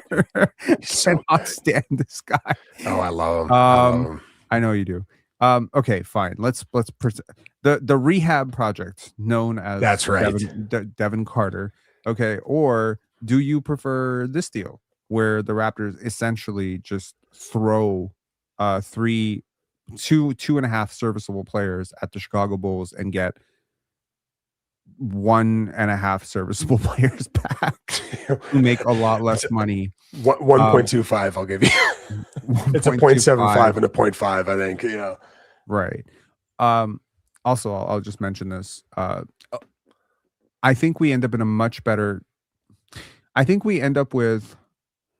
a much better move. If I'm looking at this from a perspective of which roster would I take over, from the perspective of the next move I can make, your roster to me is a better roster, a way better roster. But I feel like my next move is impossible to make because I've depleted my draft picks. I have Karl-Anthony Towns, and unless I'm finding somebody who's taking $65 million of Karl-Anthony Towns expiring the next summer, I don't think I have anything. With this deal, forget Patrick Williams. I can possibly stretch and waive him in a year.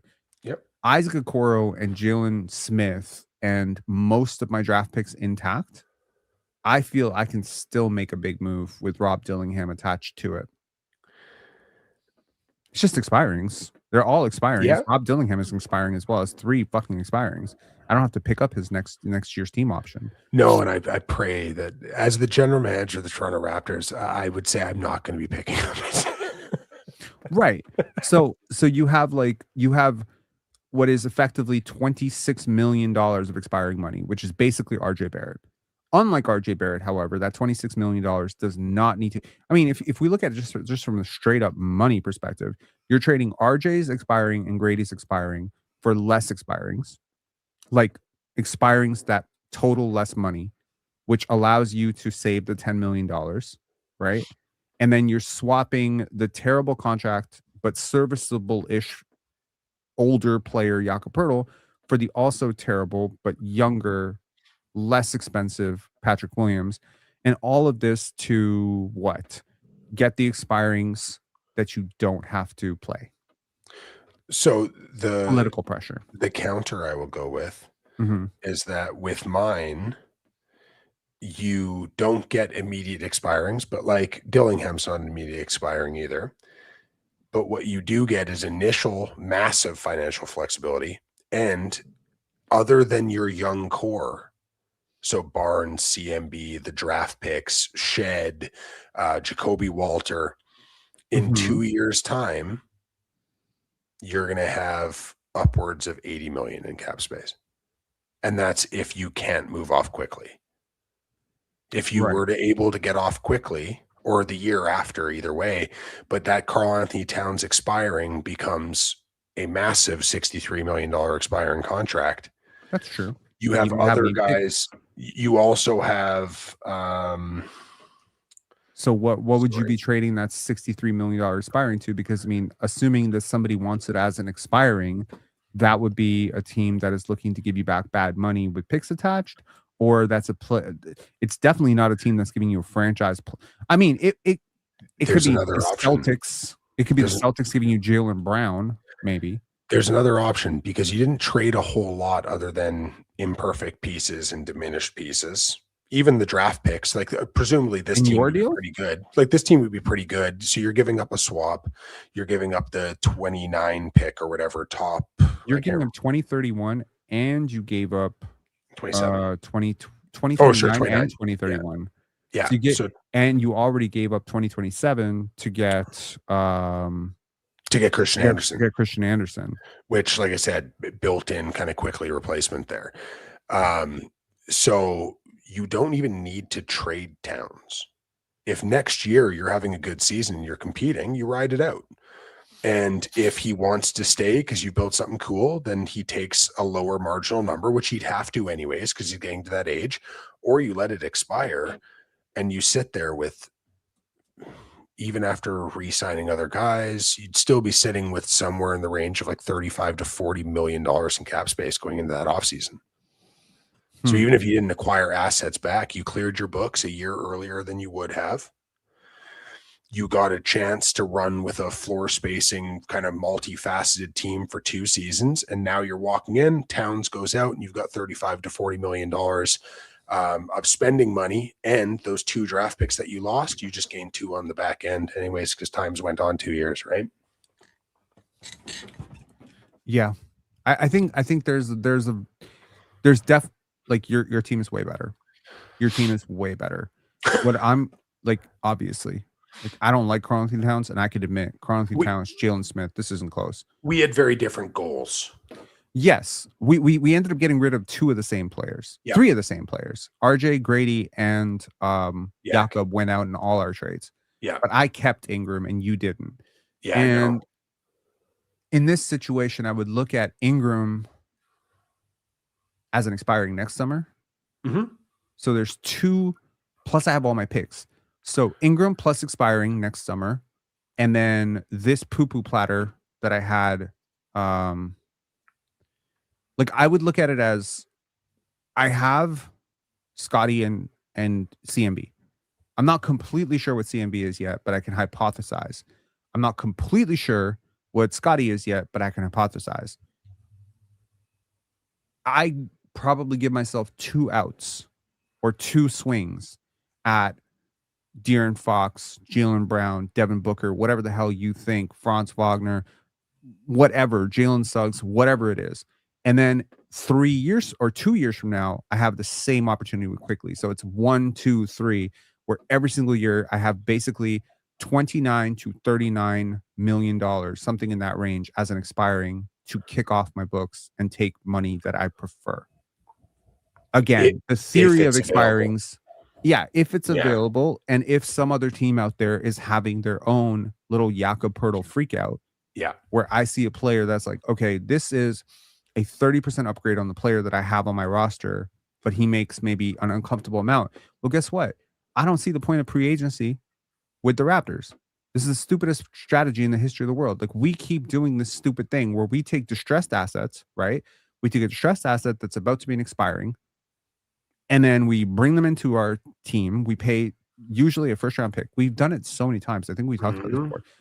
Thaddeus Young, Jakob Poeltl, Brandon Ingram. It's Emmanuel Quickley. It's 1, 2, 3, 4. We did it 4 times. Kelly Olynyk, Bruce Brown. Like, Bruce Brown, no, we didn't have to sign that contract. 4 times we've done this. Kem Birch is another one. Yeah, they can. Gary Trent, 5th. My God, we've done this over and over, and every time we did it, we overpaid. Well, and can I just point out here as well that like people like to give Bobby Webster a hard time, and I get that Masai won a championship. Masai as an asset manager was awful, and you clip that. You know what I mean? Like that's the reality. As an asset manager, it has never been great. You know, and people like to pick and choose what's to blame and who's to blame for stuff. You got the rubber stamp. That's your deal, right? That OG deal, that's on him. The Poeltl deal, the Thad Young deal, right? Even the ones that worked weren't supposed to, right? Rudy Gay going for Patrick Patterson, Chuck Hayes, John Salmons, Grievous Vasquez. That was meant to that was just meant to be a full-on tank. He didn't get any assets back for that at all. And then, do you remember what the next trade was? It was Iman Shumpert, Meta World Peace, and 2 first-round picks, or 1 first-round pick, and that's what he's supposed to trade for Kyle. So he didn't see the value in Kyle. Well, look at the year before. What was the big move the year before? It was a big free agency move. We only stopped paying for it last year. Yeah, Jamari Carroll. Right? Like the asset management side of things has never been good. You know, like that's the reality. Like the Kawhi trade worked out, and I like the Kawhi trade. I like that risk. There's a lot of ways that trade wasn't going to work, right? Like that is if you do not win a title with that trade, that is going down as a awful trade.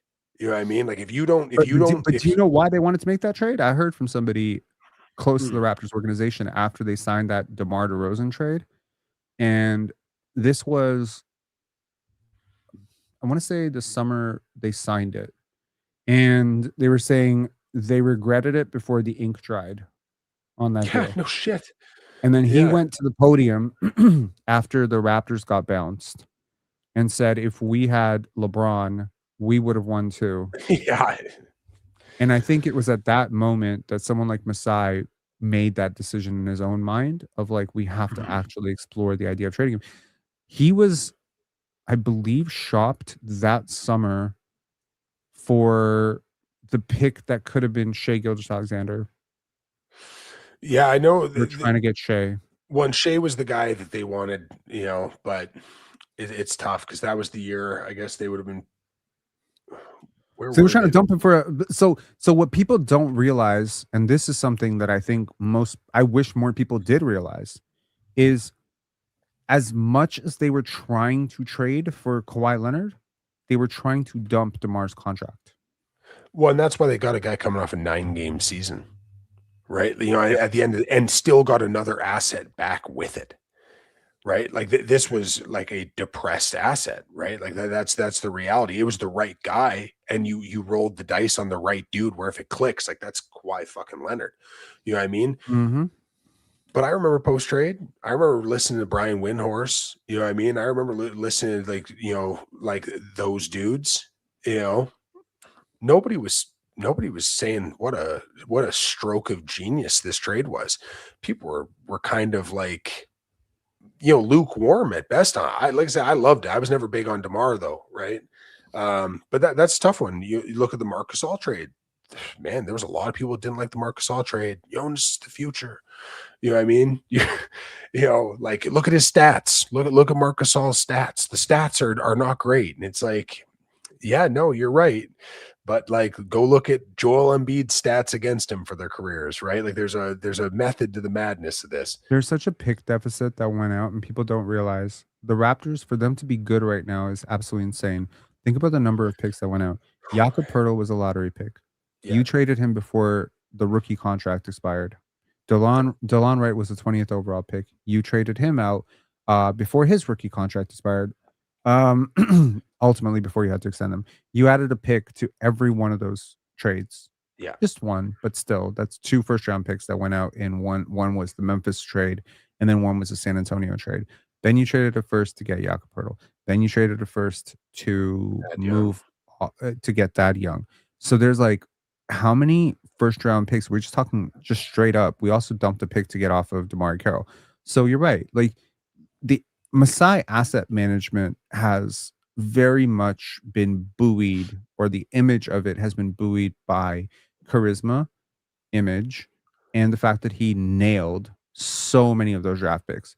If Pascal doesn't work out, this whole thing falls apart. If OG and Pascal don't work out, you're really talking about, like, that's the guy who found Gravis Vasquez and Fred VanVleet. Like, or Norman Powell and Fred VanVleet. Yeah. Like, it's not the same image. You probably don't even keep your job past 2017.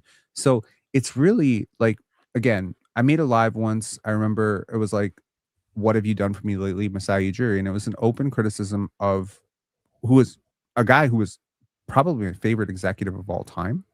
I loved him, Yeah. you know, but it was honest, and people hated it. People really hated it. They're just like, how dare you question? He delivered a championship. And it's like, bro, do you know how much luck is involved in us hitting that shot against Philly? Joel Embiid shitting the bed, late in that game. Even though he was awesome defensively, and, the plus minus and all that shit would tell you that. Somehow Kawhi Leonard not quitting on the team after he gets injured against Milwaukee. Fred VanVleet figuring out how to shoot again. Like, there's so many things that has to go right. And then of course Kevin Durant, like that. Well, and Clay. And Clay. And we're forgetting the other one too, is like, people like to personalize it. When your team's good, it's because your team's great. And when your team's bad, it's because your team's bad. It's never the other team's credit. People forget, like, the Milwaukee series. Like, we get over the high of beating Philly. Hmm. What happened the first two games of the Milwaukee series? We were down 0-2. Down 0-2, right? They took the foot off the gas. There's this myth that Kawhi Leonard went up to Nick Nurse and said, "I'm guarding Giannis." That's not even what happened. No, he covered Giannis. Like, I ended up looking up the stats one time. It was like 24% of possessions or something. Like, it's the that's like, mythology. It's the Jordan flu game, right? Like, it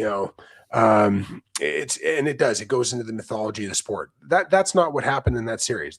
What happened in that series was, in game 3, Toronto came out on fire, and Milwaukee looked like they didn't really give a shit to be there.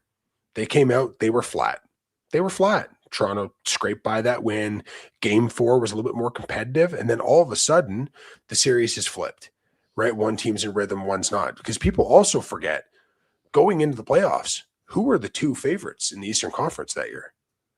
Philly and Milwaukee, right? Like, go look at that Philadelphia roster. That Philadelphia roster is absurd, right? Toronto historically, like, in revisionism, that you're going to look at that roster and go, man, Toronto was stacked. That wasn't really the viewpoint of the team at the time, though, right? But it took a lot of things to break exactly right at the exactly right moment, guys to collapse in the correct way in big moments. And this is not to take away credit from how good Toronto was, because, like, I'm a Toronto fan. I loved every second of that. But it's more about what other teams didn't do and what happened in big situations than what happened, from the Raptors, right?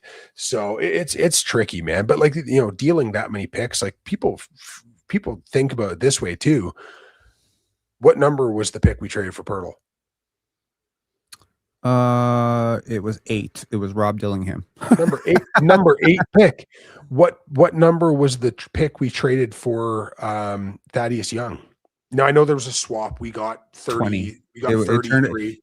If it is any consolation to Raptor fans, okay, the picks we have traded have turned into shitty basketball players. But here's the Malachi Brenham and Rob Dillingham but the players you could have picked in that situation are different. Peyton Watson, Christian Brown, Walker Kessler. There's a lot. Well, and Donovan Clingan, et cetera, et cetera. this is the killer, right? Is we weren't going to pick Malachi Branham, right? We weren't going to pick Malachi Branham, right? What did we? I would like to think. What did we use that young as? But you know what, Mark? We played that at 5.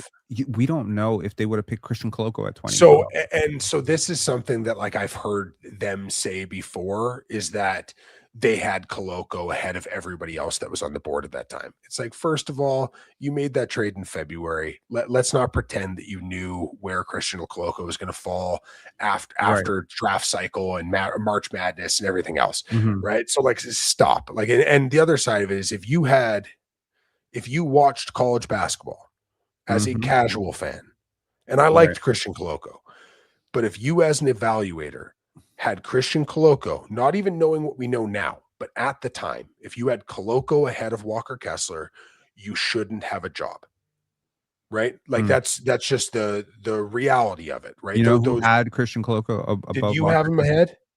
I did. Man, that's a rough one. Now I've had some of those. I had in my Keyshawn George defense, ranked 59. In my defense, I call this Adam Morrison PTSD. Okay. So this was a 100% discrimination, which lasted 18 years against all white North American players. I did not like them, did not want to draft them. Anytime my team was rumored to be interested in one, I was like, nope, don't think so. Yeah, I don't know what the hell it is. They just kept not working out, man. I don't know what to tell you. They just kept not working out. Well, and so like, and Kessler for me, I got really, when he bailed on UNC, I got a little bit of a love for him, where I was like, I like that energy, right? I like when somebody bails on North Carolina. So I did watch him play a lot. And like I said, I watched Koloko play a lot too, but it's tough, man. Like Walker Kessler, I thought was so good. Like I had him ranked so high in that draft class. It killed me when he was still on the board, you know. I was so convinced he was going to be a bust that I graded the Utah Jazz a D for picking him. I had him ranked 44th. I had Christian Koloko, I think 22nd or 23rd. I'm like, really? Eh? So I was wrong. The analytics love Christian Koloko. The reason that I have this to anyone who's wondering, what is this that I have on this on the screen? This is the player that should have a statue built in Toronto. Any guesses on who this is? Gradey Vasquez. No. This is Eric Bledsoe. Oh, Eric Bledsoe. Yeah. 2018, 2019, he shot a whopping 5 for 29 against the Toronto Raptors while playing 30 minutes a game, played all 6 games, and shot 17% from 3. The Raptors dared this man to shoot. Okay. 29 is more 3-pointers than he has attempted in any series of his career, of which he has played many long series. He's played more minutes than this. And, you know, he played against Boston. They only got him to take 22. We got him to take 29. We forced Giannis to make a pass to this man over and over by siphoning off his other options.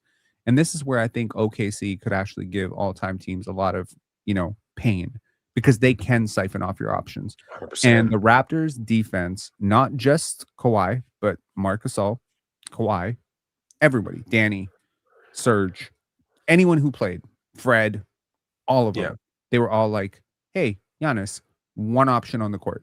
Yeah, we're going to build a wall. Yeah. And that is, in my opinion, how you won. But my point in all of this is, like, even from the Raptors' internal calculus point of view, if Kawhi leaves and you went to the finals and you didn't win, I don't think that's a big failure. But it would never be considered the massive success that got everybody paid if you don't win the championship. So that's kind of like, yeah. And I mean, you could never have anticipated or guaranteed that you were going to win. But the story is now, oh, well, LeBron left the East and we knew we had to make it work. I don't think you bring in Nick Nurse if you think you're going to win a championship. You know what I mean? You would never hire a first-year head coach. You would bring in, like, you would pay $20 million to Greg Popovich or something. Like, you would bring in a championship legend. You know, like Well, you would have, I believe that offseason Rick Carlisle was available, right? Like, so, yeah, like but how about this one? Is that championship held to the same level of like, status if they win the title, mm-hmm. but game 7 in Philly, we just win by 12? There's no shot. So the shot never happens. We just beat Philly in game 7, move on to Milwaukee, beat Milwaukee. Like I said, still fall down 0-2, blah, blah, blah. So Is it you think still the viewed? folklore of the shot created Sorry, the and in momentum of the reference championship? to how Kawhi is viewed in this city and the championship subsequently, do you think that the narrative around the title changes if the shot doesn't happen? I think his contribution to it would always be elevated because of how Raptor fans think about stars. One, two, may I just say how ridiculous it is that Raptor fans try to equate that RJ bounce into the Kawhi shot. I was so mad hearing that. Like, I it's hard to say these things out loud without sounding like a hater, but it's like, how dare you? How dare you? I had a very succinct take on it. I said the RJ shot was if Kawhi had made the pass to Siakam. Yeah. That would be the shot. Like, to compare a guy falling away over 2 defenders with a game 7 on the line with championship aspirations versus a guy hitting a shot in game 6, and then someone had the nerve to say, no, RJ's shot was even more consequential because if he would have missed, you would have lost the series. And I was like, you bitch. Like, so by that rationale, then RJ's shot is the greatest shot in franchise history. At most, only as big as the OG shot. I mean, neither of them led to series wins. Tell the Chicago Bulls, dude. That's all I'm saying. Just tell them. Like, you know what I'm saying though? Like, the OG shot, like, it led to a massive losing moment for Toronto. The RJ shot, we won that game, but it led to a massive losing moment. The difference is it happened one round earlier. That is but like, true. so the OG shot to me is bigger than the RJ shot, which is bigger than the Kawhi shot.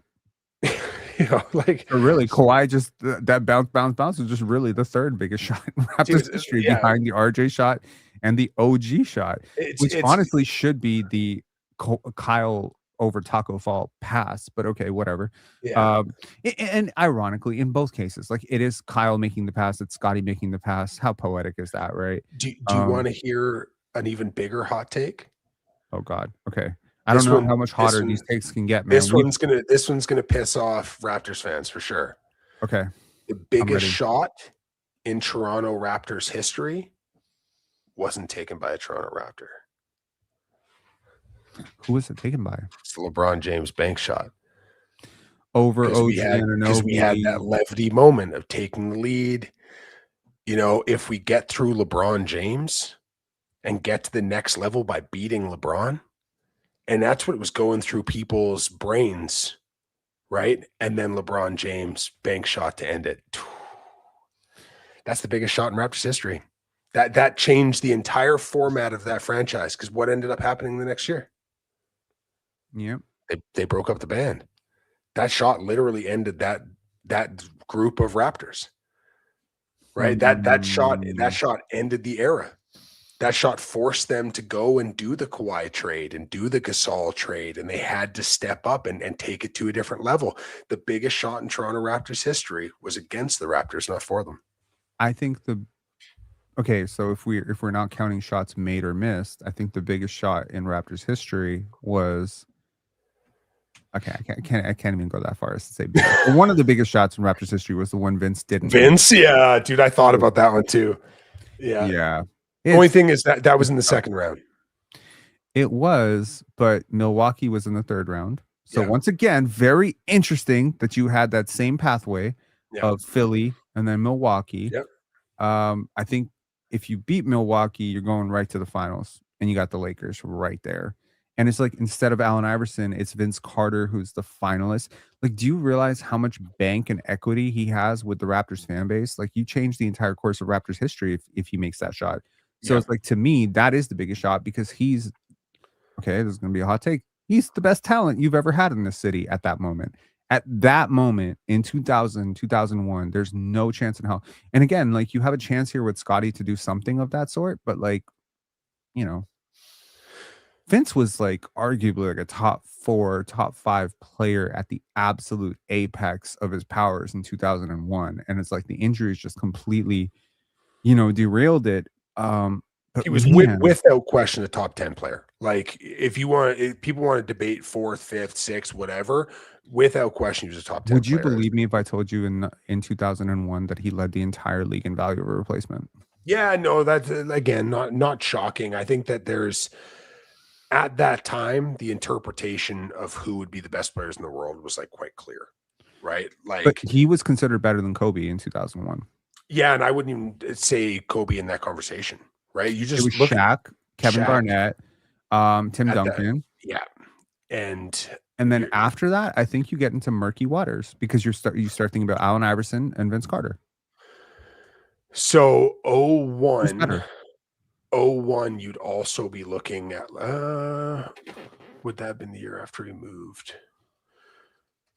Because 01, you'd be looking at kind of the tail end of the absolute peak of Chris Webber as well. Were you a Chris Webber fan? I liked the game. Like I liked how he played. I never liked him. I think Okay. would be the best way of kind of framing that.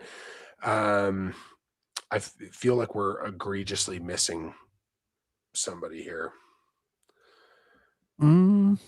Chris Webber sucked from 1998 to 1999, 2000 in the playoffs. So I feel like his playoff dropping, especially from an efficiency standpoint and a lack of success standpoint, should be counted against him, in my opinion. We're obviously missing the MVP of the league. I was like, I know we're missing somebody here. Allen Iverson. No, I said Allen Iverson. So 2001, Vince Carter. I'm just sorting by value of replacement. He was 11th in MVP voting. Shaquille O'Neal, number 2. Tracy McGrady, number 3. Kevin Garnett, number 4.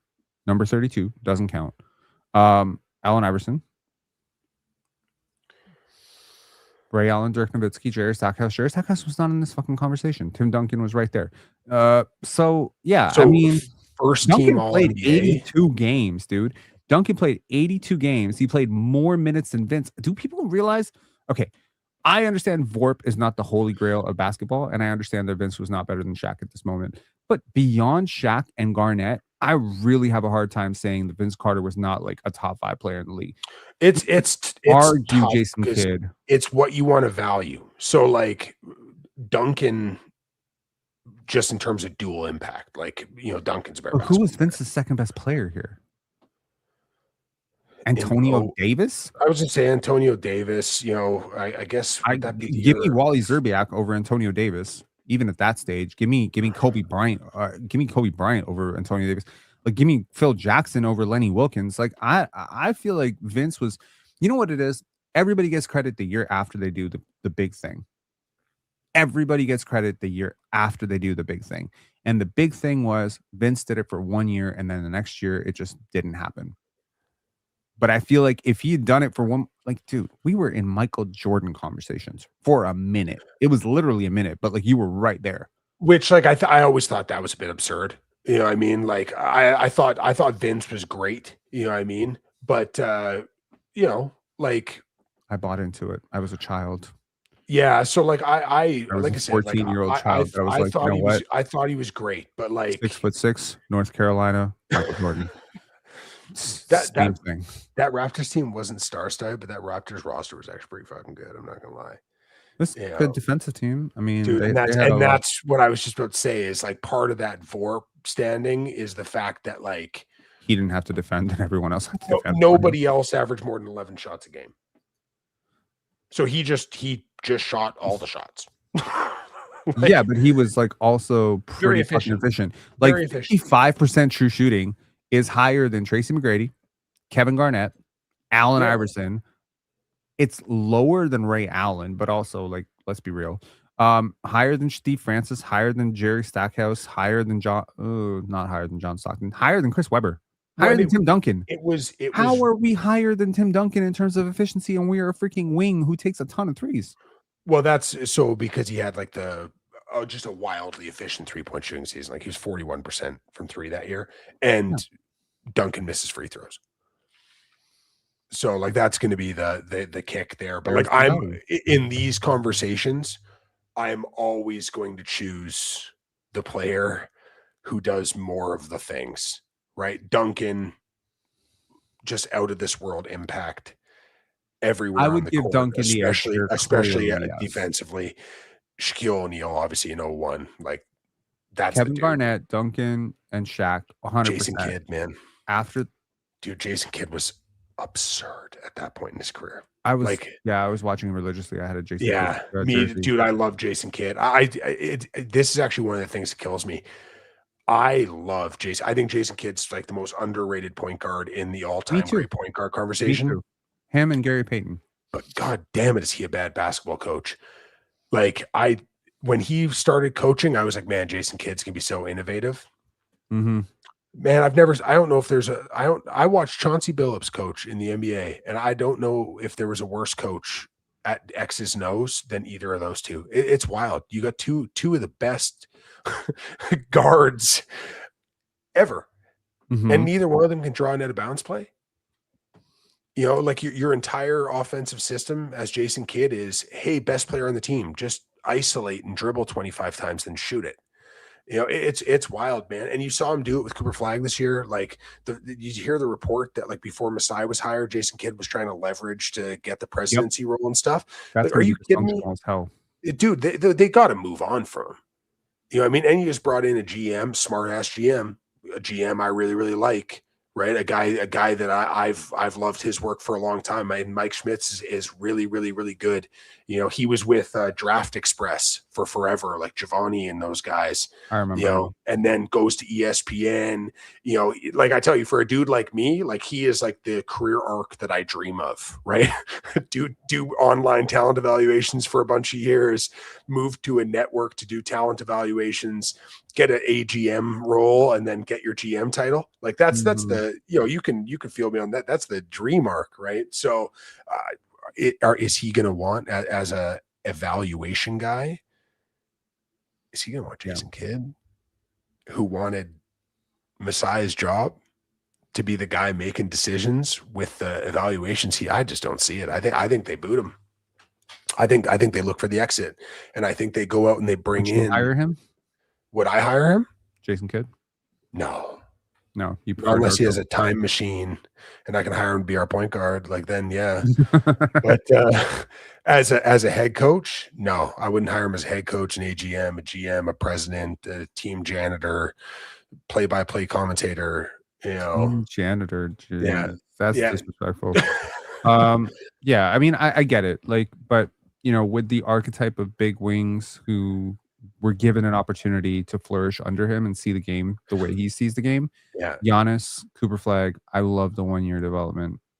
I loved the Cooper Flagg experiment at point. I was very, very for it. So yeah. I just wonder, I like being able to do it. Mm-hmm. I don't like that he didn't have another plan for it. And it seemed like at times he didn't know what made Cooper great. Like using Cooper as a primary point of attack defender all the time, rather than just using him as the off-ball weapon that he is, right? Using him on-ball reps game one, making him your point guard. I like the idea of making him over the course of the season, let him take that role. Right. But game one, like that's a lot for a super young kid. You know, and he never even had to fill that role. But what did the Raptors championship run teach us? Process be damned. If it works, it works. As long as you got the right veterans. Yeah. I mean, yeah, absolutely. And like D'Angelo Russell like that. This is a crazy, crazy long. 3.5 hours. 3.5 hours. We used to do 4-hour, 5-hour lives on this, and they take stamina. And I remember telling my girlfriend yesterday, if I could do all of my PC engagement in one episode, so instead of doing like 3 hours, I'm like, man, give me 12 hours. I'll just do it. And I'm realizing No, I don't think I can do 12 hours straight of streaming. I don't know who the hell does it. I don't know how they do it. I don't know how they retain, the saliva to do it. It's hard No, to talk for this long. younger men is who do it. Younger men with greater Yeah, stamina. I stronger used to be able to bladders. go all night, man. Yeah. Can't do it anymore. No, I mean Can't. this is about my cutoff point. Like once in a while I'll get to like 4 or 5, but like no, after that it's like I need bathroom breaks. I need more coffee. I need to relax, maybe take a nap or something. I'm in the 40s now, right? So you feel that. I mean, I'm You're not I'm there yet, two I'm but 2 years away. yeah, Two you're not years there away. yet. I'm 2 years away from being 2 years away. I'm There gonna you go, fake I'm gonna Bruno. fake my birth certificate and go backwards. I'm gonna pretend to be a 90s baby. That's a good idea. Yeah, it's a great idea, man. Anyways, man, Marc, let them know where they can find you. Yeah, so you can follow me on all social medias like Instagram, TikTok, YouTube at CheapSeat73. Even on Twitter, if you want to do some Twitter following at CheapSeat73 or at Marc Westy Nolan. And but yeah, give me a follow. I'll be putting out some more mock draft content probably this week sometime. And Mhm. yeah, go from there. There's a final question for you, which is from WYSO 11111, and says, "What does Cheap Seats think about Turner on the Raptors?" Super chat, nice. But I like Miles Turner enough. I've got some questions. I don't love the contract. He obviously had a rough year last year. I like the idea of that he can play at pace. I like the idea that he can play on the perimeter. I like the shot blocking. I really don't like the rebounding. But like I like a lot of the things he does. If you could move bad money and asset to get Turner, I'd be willing to do the asset as long as you can include the bad money. So like that would be a deal where I'd almost have to include Pirtle into it to absorb the bad money, and I'd be willing to add asset value on top of it. But yeah, no, because the Turner contract's not great either. Absolutely. It's not great, and he was pretty awful this year, and I would be worried about what he looks like outside of a Rick Carlisle system with, Tyrese Halliburton feeding him, easy buckets. Yeah, if things go really, really bad for Indiana, like, if Tyrese Halliburton has a re-injury, obviously no one is hoping for that or whatever. They've kind of gone in on Ivica Zubac and, he's a good player, but like, there might be an opportunity there to make a deal work with Kevin Pritchard, potentially give him some draft picks back and get a little Andrew Nemhard, Aaron Nesmith action in your life. Those players would fit so well to what the Raptors do. So it's kind of interesting, the Raptors. If you could put Scottie Barnes instead of Pascal Siakam on that team, like I'd be picking them to make it to the finals every single year with a healthy Tyrese Halliburton. So, it's interesting. Get the finals. So next year with I Pascal. love them. With Pascal, with Zubac, like the depth they're going to build, if they end up getting a top 4 pick and that lands correctly, like this team could be a beast. I mean, if they get a top 4 pick and they don't screw it up, and I don't really think how they could screw it up. That's the thing about this draft. It's tough to screw it up. Yeah. I don't think Boozer would fit there very well, and there is a report saying they really like Cam Boozer, so hopefully that's a smokescreen. I like Cam Boozer as well, but I don't love the fit with Boozer and Zubac or Boozer and Siakam. It would kind of suck to be the 4th pick, and then Boozer's the one on the board, and that was the only player who didn't fit, and he is going to end up in that situation for a lot of teams. I think people are overthinking it. I think he's going to be awesome. But I think he's going to be really good as well. Like when I talk about this draft, there is no slight to being the number 4 guy on my board. He would be a number 1 guy on my board in a lot of draft years. Would he be number 1 in 2021? With the Barnes draft? Barnes, Cade, Mobley. No. He Boozer. Would he be number 1 in the Anthony Edwards draft? He would have been number 2 for me behind in that Ant? draft. Behind Ant. I was really high on Ant. I wasn't as high on LaMelo, and I really didn't like Wiseman. So Wiseman was more just like I said, it was so raw. But the 21 draft, he probably would have been at 4 for me. So I had Cade and Mobley in a tier, and then I had Barnes at 3rd, and then a little bit of a drop, then Suggs. I had Jalen Green super low because it's just everything about basketball I just don't identify with. This is exactly my board, by the way.